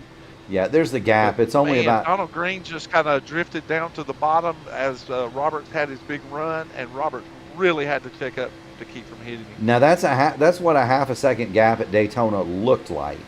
And it is now been erased. You're right on board with Sean Roberts in the passenger seat as he looks up the road at Donald Green. And look at how much that 6 is moving around, Sam. Oh, yeah, and it's going to be that way for the rest of the event, simply because of the tire situation. But Donald knows that this was the hand that he was dealt, and he's going to drive it through. He's done a great job of making sure that he holds his line. He is trying to make sure that he puts himself in the best position. Now, if he's going to be able to utilize those older tires, he probably wants to run that higher line so that he has more room for error. But the bottom line is faster, and so he's moved down here to the bottom to kind of tuck in with these drivers that are hugging each other on the yellow line. Maybe so, maybe so. Do want to point out that we do have some big hitters that have not yet shown their hand, and they are back here. We'll start with Ryan O'Donoghue, yes. David Dunwoody. They run. Kendall Paul is back here. Greg Evans. You see Matt Sisler. Lee Campbell has led this race. Those cars are all standing by. Donald Green and Dylan Godinez make contact. Godinez goes into the wall. He's got some help from Joseph Klein, though. The car does not appear to be hurt that badly. And so we keep on trucking. I think he should be fine. But whoa, there goes Troy Carricker spinning down the inside on the apron. Troy Carricker goes through the sports car bus stop. No caution. That was Troy Carricker off the nose of I did not recognize who. We're gonna get. That's Donald Green. Donald Green. Well, let's get back here and have a look. Here's Troy Carricker. Well, I mean, looking at this. I mean, if you look carefully, if you're looking from the helicopter or a certain, or even the jet. Well, one one of the above angles, if you're looking at the maybe even from the blimp, you can see that Carricker is really holding his line here. Donald Green's he's pulling up behind the lead lap cars, and he does kind of drift up here into the right rear of Carricker. Yeah, that's a tough. That's exactly what's happened here, is that Donald Green just kind of drifts up into his left rear, and that's what sends Troy careening down through the infield. I don't know how he didn't take out Christian Light right there. He did make contact, but he didn't take him out. Fortunately, Troy Carricker did not hit anything. He should be able to get back on the racetrack in hopes that he does not lose a lap. Yeah, and that's he is all alone. He's on an island here.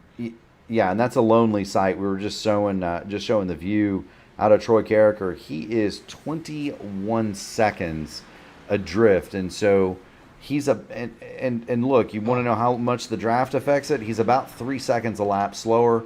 That's insane. Yeah, it's just crazy how fast that is. Yeah.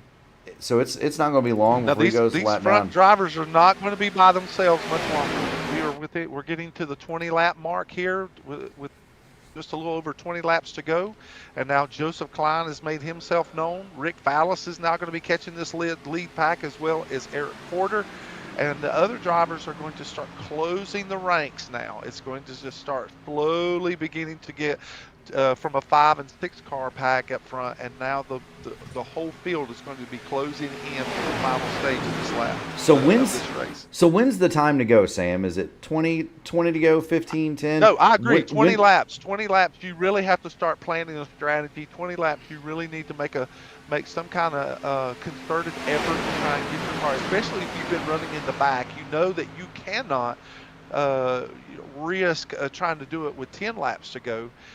Because you have so many cars that you have to pass. And so, in my opinion, 20 laps is a good measuring stick for you to just say, okay, I've waited long enough. Donald Green goes across the bottom. Oh, my heavens. He saves the car.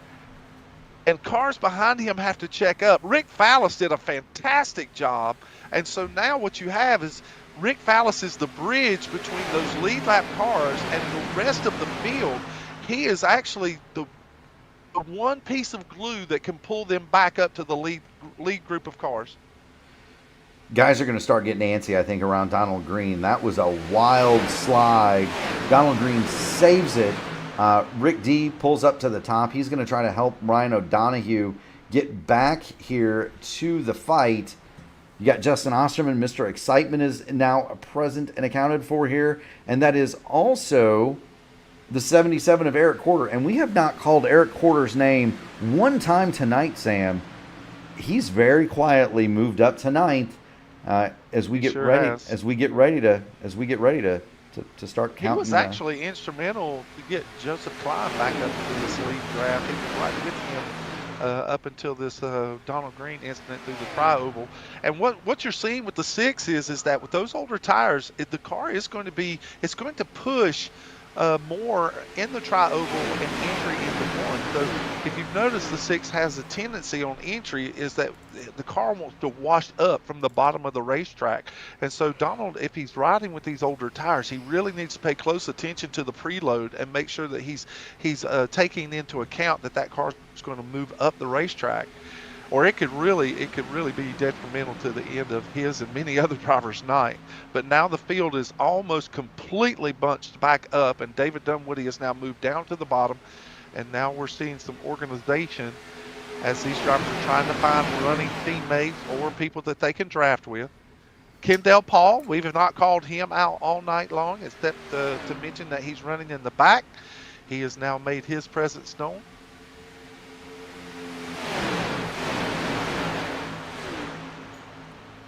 We're coming to get lap 83 of 100 here in the Blackmagic Studios Grand National Series, live from Daytona here on the P1 Broadcasting Network. Do want to thank everybody in attendance. If you haven't already done it, make sure you smash the like button on the video, ring the bell to subscribe to P1, be notified of all future iRacing broadcasts, and we do a lot of them. It is getting down time for show and tell as the server starts to blink. And that's never fun. Sean Roberts has come all the way back to the front. You've got the 11 of Robert Smith, who is standing by to go another lap down. That would put him 12 laps down as he continues to circulate. Oshman, who was a lap down earlier, who had gotten lapped earlier, and now he is running up here in the top 3 rows of the lead lap cars. Now the Deuce has made his presence known. Yeah, I mean, it's time, Sam. You know, as you It would, is. It really is. And it's feeding time at the zoo, folks. That's what we call it. Is this where you would throw the metaphorical cigarette out the window, Sam? That's exactly right. You just take the butt and flick it out the window and put both hands on the wheel, and that's where that comes from. It's time to stop driving with one hand. And there are drivers that have that approach to these races. They go to the back and they just relax. They just steer with one hand. They're taking their time. They're not making any moves. They're just riding it out. And so that's where that old adage is that when it's time to go, they just throw the cigarette butt out the window and they'll put both hands on the wheel. Well, it could be worse. You know, we could turn the clock back 70 years. The drivers smoked in the cars back then. Oh, all the time. There's been many discussions between you and I about drivers that smoked while they raced. David Pearson probably being the most famous among those that did that. Actually, I think probably Dick Trickle really was the one that made it the most famous. Well, a lot of the drivers back in the 50s and 60s would do it, but it really wasn't. It did not become a prevalent topic of conversation until Dick Trickle came along and pulled some of the shenanigans that he did. You know, there was, and I can't remember what channel it was on, but there was I was watching a TV program with Rusty Wallace, and he was positing that Dick Trickle was the best racing driver produced in North America, better than Petty, Earnhardt, Mario, and the Andretti's, all of them. There are a lot of drivers that felt that way. There are a lot of drivers in NASCAR that felt that Dick Trickle was probably he was a race car driver personified. Some of them would say, just simply because of the amount of races that he won and what he was able to accomplish within his career. He was never put in. He came into NASCAR so late in his life that he really wasn't planted into the best equipment, but a lot for him to do what he was able to do in the equipment that he had. There are a lot of drivers that really, really shouted out the expertise of the man. That first ride he had with the Stavolas might have been the best one. That was by far, yes. Yeah, that was the same equipment that Bobby Allison had with the Miller. Sean Roberts. Oh, I thought Sean Roberts was going to trade. Vance Fisher just washed up just a little bit off the bottom. I thought he was going to try and fit it in that hole for a second there. Yeah, it's I do want to point out that most leagues, and we've not talked about this tonight, but most leagues will not allow drivers to pass below the yellow line, and so that is a boundary at these races, and it is discouraged, and you'll be penalized if you try to do that. So, but I have been in leagues where it was not race on it if it's paved. Enforced. It wasn't enforced, and so it was not unusual to have drivers that would make that move going down into the to 1 or into turn 3 and think that they could keep the car down there. Oh, and Roberts gets into the back of Fisher again, and that allows Christian Light and Dylan Godinez to get a little bit more run on the outside. Robert Smith smacked the apron pretty good. Thankfully, he was able to get to the back of the pack. They are finally catching Troy Carricker here. That is Carricker. Here we are, 3 wide again. Donald Green goes to the outside, and that opens the door for Joseph Klein, David Dunwoody. 3 wide entry here, and so and Dunwoody clears, and now we're going to see some real close racing here in these closing laps. We're getting within the 10 lap mark. Christian Light again side drafting on Sean Roberts coming down the back stretch. Oh, this is the front stretch. I'm sorry. Sam doesn't know which stretch he's on. I think he's ready for a stretch. We're closing in, Sam, on 10 to go, and so I'm not paying attention. Just ask Christy. All I see is asphalt and cars bumping each other. That's all. I'm just trying to get. It looks like the opening scene to Days of Thunder right there when they fan out coming off of turn number 2. No, it looks like traffic on an Atlanta highway. You know, I was having a great discussion with Chris Demerit about that today. About There goes Christian Light down to the bottom. yeah, he made the move about gas mileage and we both drive Honda Accords, and I imagine that two guys that are pretty decent sim racers, and the car of choice is a Honda Accord. I thought you'd appreciate that, Sam. But we were. Well, of course, I've owned a couple of Honda Accords in my lifetime as well. We were in fact, a Honda Accord. It's a fine automobile. Saved my, well, the construction of the Accord actually, because it was such a sound car, it actually saved my wife and my little boy's life. There you We go. were in a terrible car accident, and a car had run a stoplight, and it T-boned us. My firstborn son was in his car seat, and it careened us over an embankment and flipped us upside down. But just due to the great construction of the car, my wife and my son and I, we came out unscathed. So I'm a bit advocate for Honda Accords. Yeah, so Demerit and I both drive those things, and we were commiserating about gas mileage, and I once got 600 miles out of a tank in mine. Now, granted, mine's a hybrid, but I'd filled up at the top of Mont Eagle, and then basically just coasted down into Atlanta. And when I got to Atlanta, it was like midnight, and Sam, as you know, you can have bumper to bumper traffic in Atlanta at midnight, and so all the time. It's some of the most brutal traffic that you ever endure. Donald Green into the wall on the outside again. he's hard into He's it in the again, wall Sam. again. This time he's just going to have to get out of the throttle here so that the field can get by. He holds the wheel and everyone clears him safely, but boy, that was a little dicey there as well. Yes, it was. We're coming back to get 10 to go, and now it's starting to get argy-bargy. 9 to go. Dylan Godinez and Vance Fisher looks like one car right there. Vance Fisher elbows Godinez up the speedway. That's going to force Dylan to check up. Sean Roberts Big run here for Vance Fisher. Big run. He goes to the outside. He's going to pick up Dylan Godinez. And so now he's going to get on the outside of Christian Light. But now he gets a big push from Sean Roberts. And we're 2 by 2 by 2, 10 cars deep. So now we're really going to see who's going to be able to make the best moves in the closing laps of this event. So would you rather be leading the bottom, leading the top? Would you rather be second, third here, Sam? Tell me what you're thinking trying to win this race. In my particular perfect situation, I would love to be in Sean Roberts' spot right now. I would love to be able to push that car on the bottom and just keep a steady line and make sure that I'm pushing him as hard as I can push him and ride him as much as I can so that I can look. Caution is on the speedway, and Donald Green is hard into the wall. He's collected John Hutchins. Caution is out at Daytona with 8 laps to go here in the Blackmagic Studios AMA Grand National Series.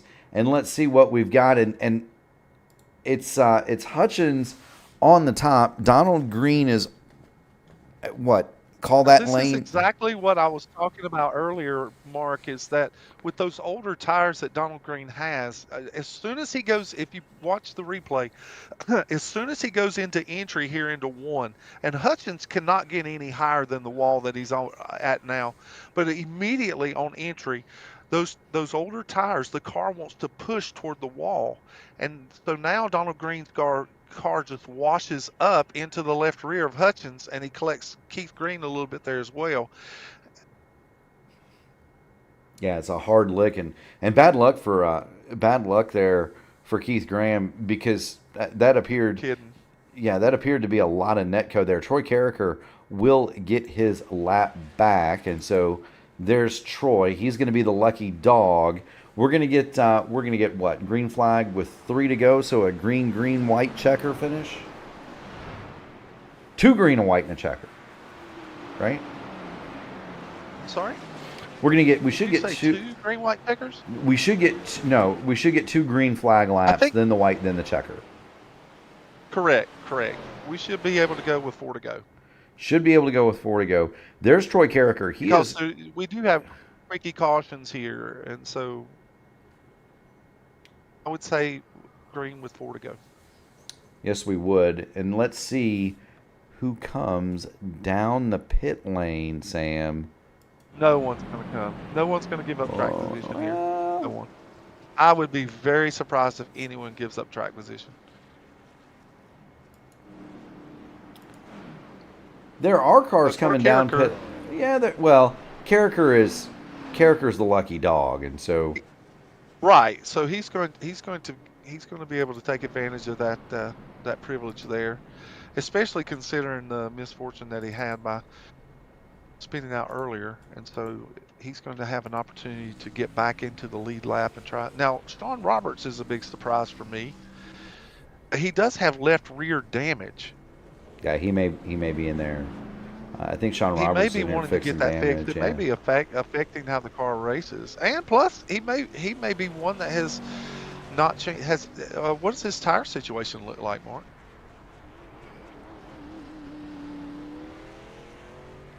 I believe that he took them. I believe he did take tires on his last stop. He's taking tires right now. I just saw them change the right sides. Yeah, and he's definitely getting that's definitely damage being fixed. Sean Roberts now a minute on the pit lane. John Hutchins, you can see in the background, also getting service done. We're standing by for Troy Carricker to make his way down the pit road. That should happen this time. And that's a pretty lengthy repair for Sean Roberts, too. Sam. Colby Pierce is going to come back out. The left rear was damaged extensively on his car. But if you have an opportunity to fix it under these conditions, then by all means try to get the car fixed. Yeah, you might as well. Especially if you think it's affecting you in such a way that you're not going to be able to win the draft. race. Yes. Yeah, Yes. you're not going to be able to win a race otherwise. Here's Carricker. He has caught the rear of the field. Troy Carricker will peel it down pit road. Now this down on pit road. Now this is a guy with absolutely nothing to lose because he's going to get a tail into the longest line penalty anyway for being the lucky dog. Yep. So he hits pit road. He gets a speeding ticket too fast entering, Sam. Which the penalty for that is tail end. A speeding on entry is a 40-second hold. Unless they clear it and give him the tail end of the. Unless they clear that, but if he's speeding on entry on pit road, that is a 40-second hold under green. Now he only stopped in his box for 5.8 seconds, Sam. Right.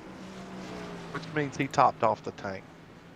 Yeah, and that's interesting to me as to why he would not take tires unless he doesn't have any, which is possible. So Troy Carricker is going to come back out. We'll stand by and monitor what happens on his black flag. Christian Light is your leader, and there's Christian Light is your leader, and there's Christian in the 96 Boulder Crest Foundation on the side of that Chevrolet. He has got Vance Fisher to his outside in the red line 73. Neither one of those cars have won a race in the series. Dylan Godinez, there he is in the 08. Godinez runs along. He's been very competitive. He's won a race, hasn't he, Sam? I believe. Yes, he was the winner at Rockingham. And so Godinez is up there. Joseph Klein has been extremely competitive. He's in the Coors machine. You've got veteran Rick Fallas in the Marty Robbins special. Kendall Paul is up there. Osterman, Keith Graham. We are getting ready to have one heck of a race for a win here at Daytona. Green. We're going to get the green flag with 4 laps to go. Big jump here. You don't want to get too big of a jump here in these super speedways. Christian Light gets out there way out front. But what that does is it opens up an opportunity for the cars behind him to get momentum. But he gets to the bottom and allows Dylan Godinez has options now. Godinez is going to fall back in line, is going to fall in line. We got trouble behind him. I think we're wrecking behind. Hard accident. Greg Evans is involved. Keith Graham is involved. Hard lick Looks like for those Keith Graham two cars. washed up the racetrack here, and Evans thought that he might be able to stick it in the middle. And then, and there's it looks as though some netcode would kind of played into that a little bit. It was close racing, but there also looks like there's a touch of netcode because Graham's car went spinning before there was ever any contact. Yeah, and that's one of those iRacing things, and that's something you've got to be cognizant of it on a super speedway. There's Keith Graham way up at the top, and All right, folks. So let's just get this straight. That it's always been a topic of conversation here in these instances about green-white checkers. The AMA they do not put a limit on green-white checkers. We will run these things until we take the white flag under green conditions, and then the next flag will end the race. But we will take green-white checker as long as we have to take green-white checkers. And so, if they run this next restart and there's a incident or a caution within that first lap, we will do it again, and we will do it again and again until we have a race leader that takes that white flag under green flag conditions. There you go. Troy Carricker's black flag does remain. Greg Evans has the meatball. He must respect that and report to the pit lane, just so we're all does aware. Donald Green and John Hutchins both still have their meatball flag as well. Well, and they're on pit lane. Donald Green has checked in and said that yeah. he's got too much damage. Keith Graham is going to go ahead and punch out of the server. Now, Yeah, that was extensive damage for him as well. it was. Now, Troy Carricker needs to be careful because they will eventually stop scoring him, and that's a bad spot to be because he cannot serve his penalty under caution. No, he cannot. If it is a 40-second penalty, for which I believe that it is, it has to be served under green flag. It does indeed. David Dunwoody is going to pull. So he would literally take the green flag, come all the way around the racetrack, and then have to pit on the white flag lap. That's a great question, Christy. So, the meatball, the meatball flag is a black flag with a orange disc, and essentially it is a flag unique to sim racing. It is a signal from the officials that your car has so much damage that you are required to pit. It has the same effect as a black flag does. So if you do not answer the meatball flag, essentially iRacing will no longer score you. That's why we say respect the meatball. If you don't respect the meatball, you'll wind up in a situation where you aren't scored anymore, and that stinks sometimes because sometimes you get a meatball flag and your car drives okay and races fine, but you have to answer it because it has the same scoring. It has the same scoring connotations as a regular black flag. You have to report to pit road within 3 green flag laps. So that's what a meatball is. It's a black flag with an orange disc.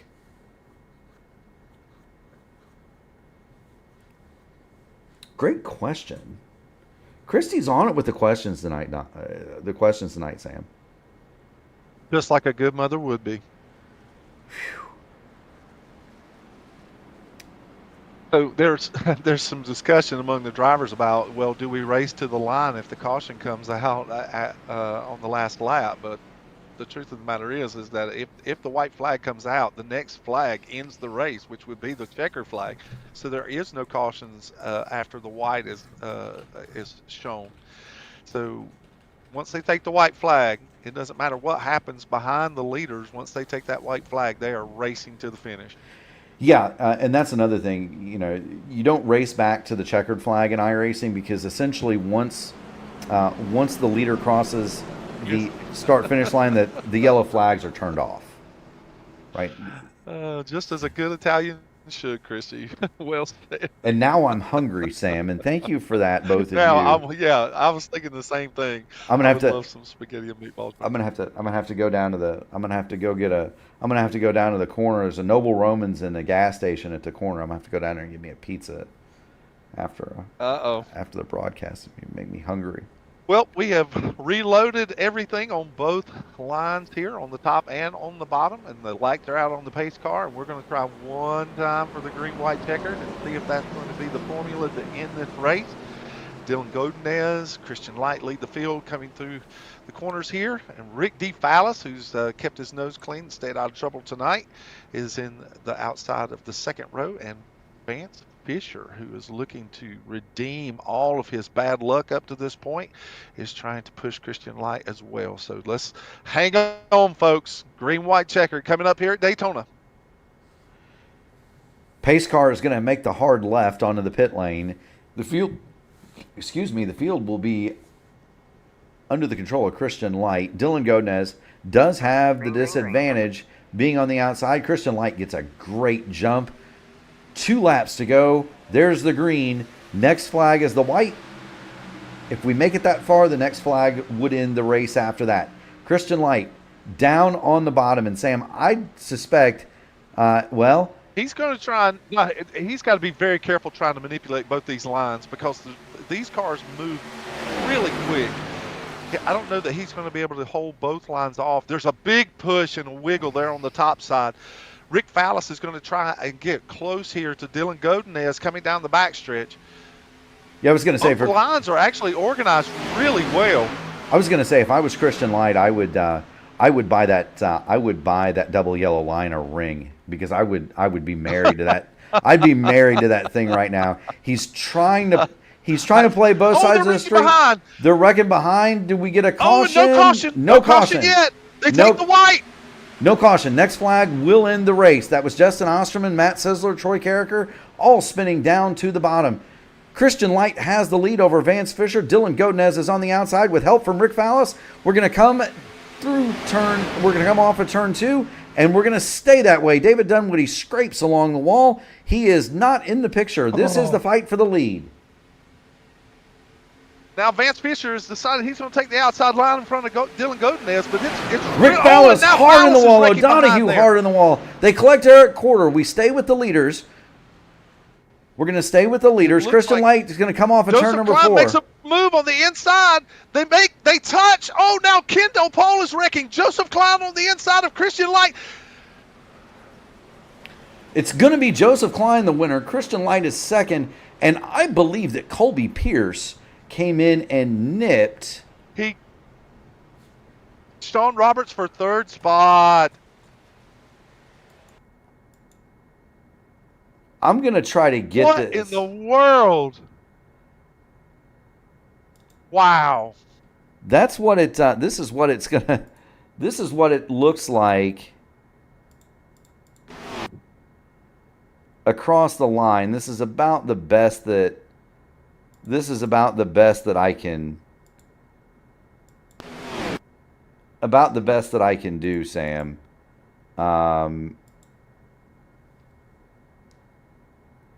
My goodness gracious. That's the kind of endings that you can expect here at Daytona.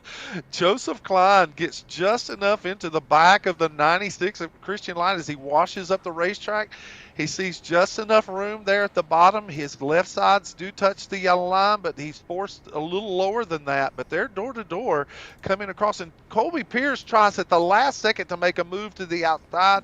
He touches Christian Light, and they make contact, but it's too late by that point.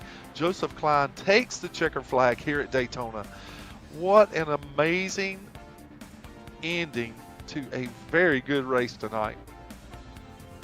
Indeed. Joseph Klein is your winner. Christian Light's going to come home second. Colby Pierce rounds out your podium. Sean Roberts is going to be fourth. Dylan Godinez is going to come home fifth. Lee Campbell, David Dunwoody, Vance Fisher, Eric Quarter, and Ryan O'Donohue will round out your top 10. In 11th, it's going to be Kendall Paul. Matt Sisler is 12th. Justin Osterman, 13th. Troy Carricker, 14th.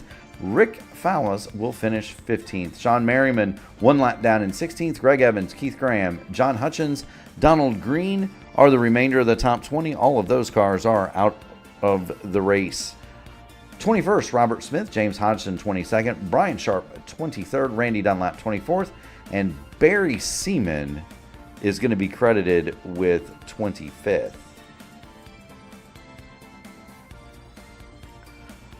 things there with Joseph Klein making that bold move there on the inside of Christian Light there at the end of the race, and Kendall Paul was immediately behind them. I almost think that he thought they may wreck, and so he moves up to avoid the contact that may be happening in front of him, and it just cleared out Vance Fisher there. And so Vance, who was the second half of this race, who had a tremendous run tonight and led a lot of laps, just unfortunate that he get caught into that last few hundred yards to the start-finish line with Kendall Paul.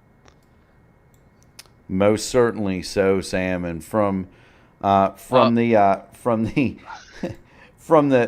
thrill of victory and the agony of defeat, here's a guy who was not in the picture when we restarted with a green-white checker.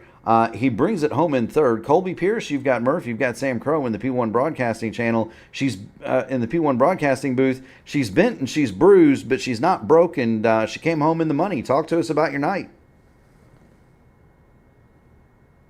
She also came home with fuel, if we remember Daytona earlier this year. You know, I didn't want to bring that up. Colby Pierce led the season opener coming off of turn number 4 and ran out of gas coming to the line, and so I didn't want to bring that up. I figured it might be a point of contention or a raw wound there, but still, third place tonight, not too bad. That was a wild finish, though. Yeah, it was. It sucks that all my teammates got involved in a big wreck there at the end. I'm really surprised how I came out of that. I went back and rewatched it, and I got hit by Kendall. I got hit by the 08. So I'm surprised I was rolling to the start-finish line in third. And I wanted to help the 96 out because it kind of was defeat and agony being beat by another teammate on that other team. Got beat by the 8 earlier this year. So I wanted to kind of help someone else beat them. But a good race by all of them at the end there. I can't thank my team enough. And yeah, it was fun. It's Daytona. I kind of expected wrecks to happen, and got damaged earlier on in the race, but fixed the car back up to go back up and finish P3. Well, certainly a great run, Colby. And in regards to Daytona, and I'm sure this is not your first run at Daytona. How do you feel like the race was as a whole? It was really good. I think this track can be difficult for especially new people and all the free agency deals that are going on. Not really everyone has teammates, and that's kind of where my team had the advantage. So I was working with them all day. We had 5 to 6 cars all day long. Coming to the end there, we had about 4 right there with us. John got taken out in an early wreck. Brian got taken out in an early wreck, and then Justin got involved in an incident. So still had some teammates with us, but at that point it was I saw Kendall move. I couldn't get with him, and I just started going on my own and venturing by myself. Well, thank you so much for stopping in the booth, Colby. Congratulations on the podium. You kind of know the drill now. Friends, family, sponsors, shout-outs. My man, the floor is yours. Yeah, I'd like to thank Blackmagic Studios for the amazing paint that they did for me. Admin Box, they were on the quarter panel riding the whole time with us. Storm Track 78, they were also there. No Pass Media, Mains Auto Repair, P1 Broadcast, Big Jim Cookies, Archway Industrials, Dream Adventures, Shift Point Photography, the Dark Horse Performance Team. I appreciate all the help they gave today. Sadly, we couldn't finish as well as we wanted to, but that's Daytona. She either bites hard or, doesn't want to do anything, but she bit hard today. There you go. Well, thank you so much for your time. Thanks tonight, Colby. Yeah, thank you so much. No, thank you for the amazing broadcast. We definitely appreciate you. Thank you so much. Keep going fast, having fun, buddy. We'll see you at the next one. We'll see you. That is Colby Pierce, and I love the excitement in his voice. I do. I love that excitement. I do too, and thank you so much, Kendi, for the super chat. We definitely appreciate you on that one. Love you, Kendi. Yeah, definitely. So, Christian Light, you've got Murph, you've got Sam Crow in the P1 Broadcasting booth. Oh, so close. Kind of talk us through the end. Oh, Yeah. Kind of Man, talk what us. a race. Yeah, that was a wild race. But talk us through the end and tell us what you needed to keep the lead for another couple hundred yards there. I did everything I could, but man, that last lap, I was so locked in on Joseph, and I don't even know if I had a chance to block him or not, but I know the guys behind me were giving me a push, but man, my dog, green, white, checkered, my dog is back here behind me, like reverse sneezing, doing that thing, so I'm like having to check on her and race at the same time, so it was a struggle. said no real racer in the history of racing. Yeah. Flock used to race with a monkey in his car, they said, but not a dog. You know, my favorite Christian, and it might be the name might escape you. It might be a little bit before your time, but Richie Hearn, who is an IndyCar veteran racer from the '90s and early 2000s, races in quite a few iRacing leagues with us on the open wheel side. His cat chewed through one of his Yes. one of his wires during a big, and I mean a big time open wheel race, and he caused a crash and a huge mess. And poor He was probably Richie, doing pretty well too. poor Richie. I mean, he got it plugged back up, and he came back on. And Sam was in that race, if I remember right. And I was. Came back, and he was so apologetic. So I get it. But Richie's a class act anyway. Yeah, Richie's an awesome guy, but that was he came back and said, "You're not going to believe this," but and it, and Richie's as honest as the day is long. So I can get behind the dog thing. No worries there. Your mom was in the chat. She was being awesome. Real supportive. Yeah. So my other question is, you got yourself a lap down. And you were able to work your way back. Did you ever think there was going to be a point where you weren't going to get that lap back? Yeah, man, I was racing with I think Hodgson to get to be the first car on the like a lap down, and he was ahead of me most of the time. And man, I thought there was no way, but I guess I got the wave around after, and I was just able to make my way back up onto the lead lap, but. That was a struggle. I was really impressed tonight, Christian, and I'm thrilled for your second place finish. I mean, just that close, just a few, 50, 30 feet from getting the victory tonight. I know you're excited about that. But one thing that really stood out to me for you tonight, Christian, was it just seemed like you were making the call to help you stay in this race. Just like from the very first incident, you went straight to pit road, and even though you were black flagged for entering a closed pit, it was actually the best strategy that you could do at that particular time, knowing it would be just an end of the longest line. And so and then later on to be able to get the drive around. So a lot of the calls, whether it was the racing, the incidences, or your dog, you were making good calls tonight. How do you feel about that? Yeah, it feels great. I mean, to have to rebound after all those things and come up in second place, that's something. But and last week too, it was a struggle, and I try my best. But I just want to get that win, It's coming. There you go, man. Keep knocking. Driving like that, my friend, it's going to be here. Yeah, I was going to say, you keep driving, you keep running up front. It's eventually that door gets kicked down. But we do thank you for stopping in. We do want to thank you for the show that you put on tonight. The tradition here at P1 is if you win, if you're on the podium, you get the mic at the end of the interview. Friends, family, sponsors, shout outs. The floor is yours, Christian. Oh, well, gee, thanks. Yeah, shout out to my wife because she, lets me spare time to do this. And, my parents and my whole family, they're really supportive. And I just hope it was a really good broadcast and a real entertaining race. Well, thank you so much. You were definitely worth the price of admission tonight, my man. Go out, celebrate, have some fun. Keep going fast too. Sure thing. Have a good one, fellas. Yes, sir. That is Congratulations. Congratulations. That is Christian Light. He is the second place finisher today, and for the winner, we're going to bring in Joseph Klein. And I gotta say, Joseph, welcome to the P1 broadcasting booth. You got Murph, you got Sam. I like the Coors paint scheme. It reminds me of Sterling Marlin, a little bit of Robbie Gordon in there, but I don't think they ever had Coors Light on the hood. Well, appreciate it. I've got a.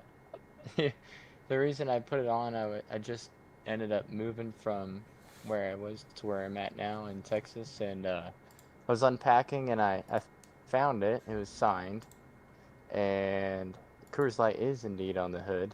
I thought it was weird because the back and the sides are Coors Banquet colors. Yeah, they're Banquet. Okay. Yeah.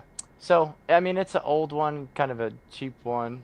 So, I don't know. But I was like, you know what? I love that scheme, and I'm going to run it. So I spent like an hour or so, painted it, and put that baby in victory lane.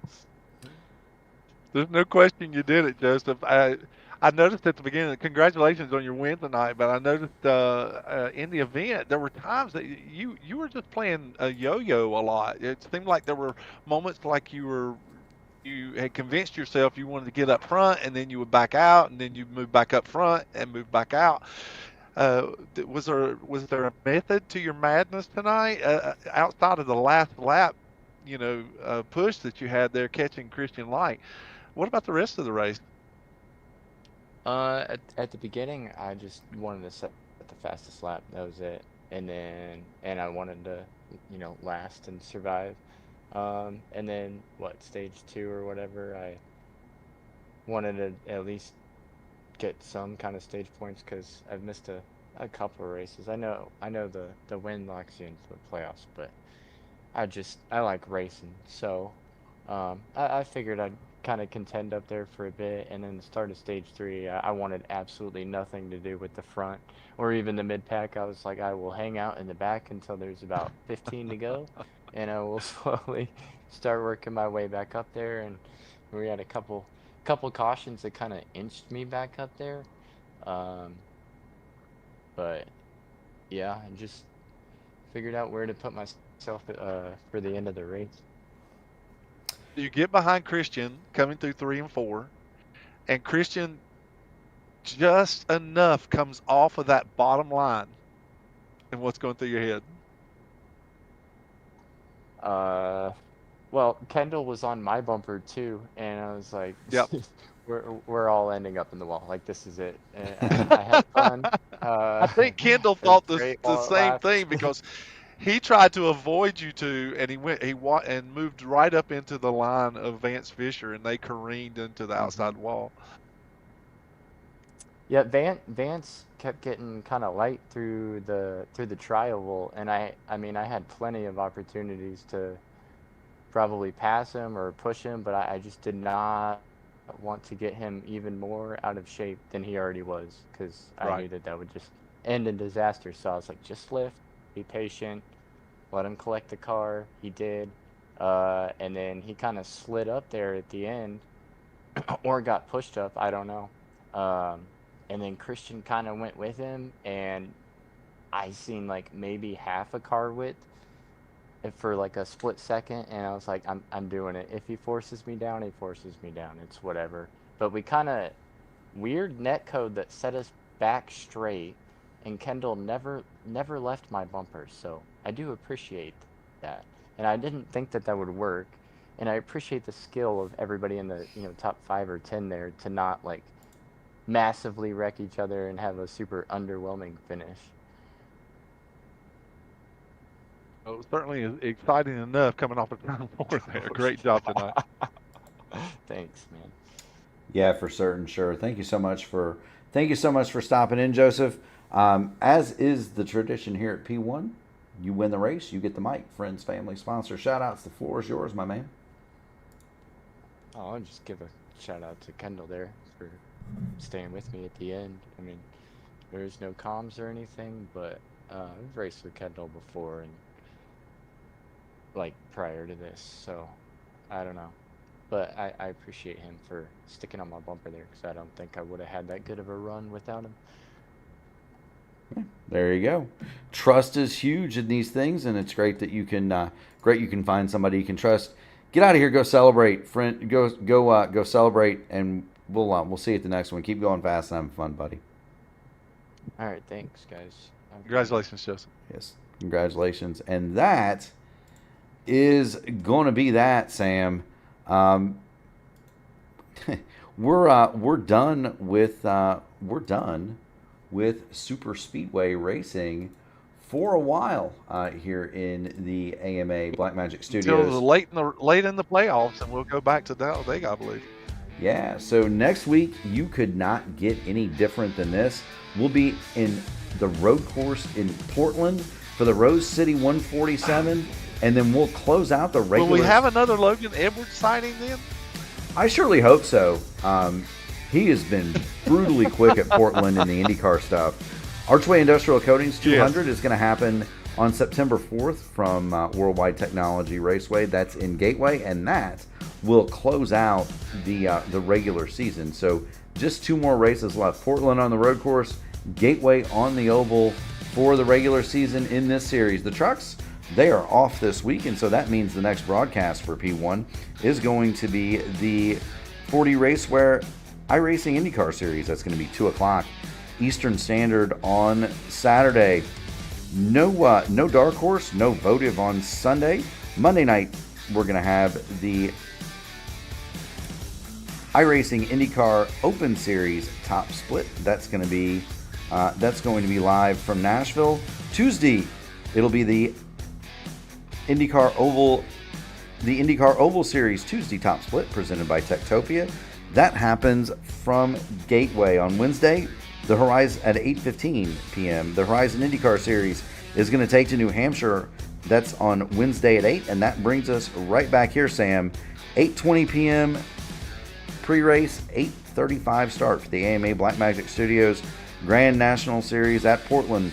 We do want to thank everybody who tuned us in. It's awesome having an audience that's interactive, that's willing to throw things in the chat, get questions answered. Sam and I are always happy to talk with you folks. So keep that up, and we definitely appreciate that. Do want to thank all the drivers as well for putting on an amazing show. Without them, this doesn't happen. We also want to thank the people who really make it possible: the military, the police, the firemen, the EMTs that drive the ambulance, and the nurse that greets you in the emergency room when you get there.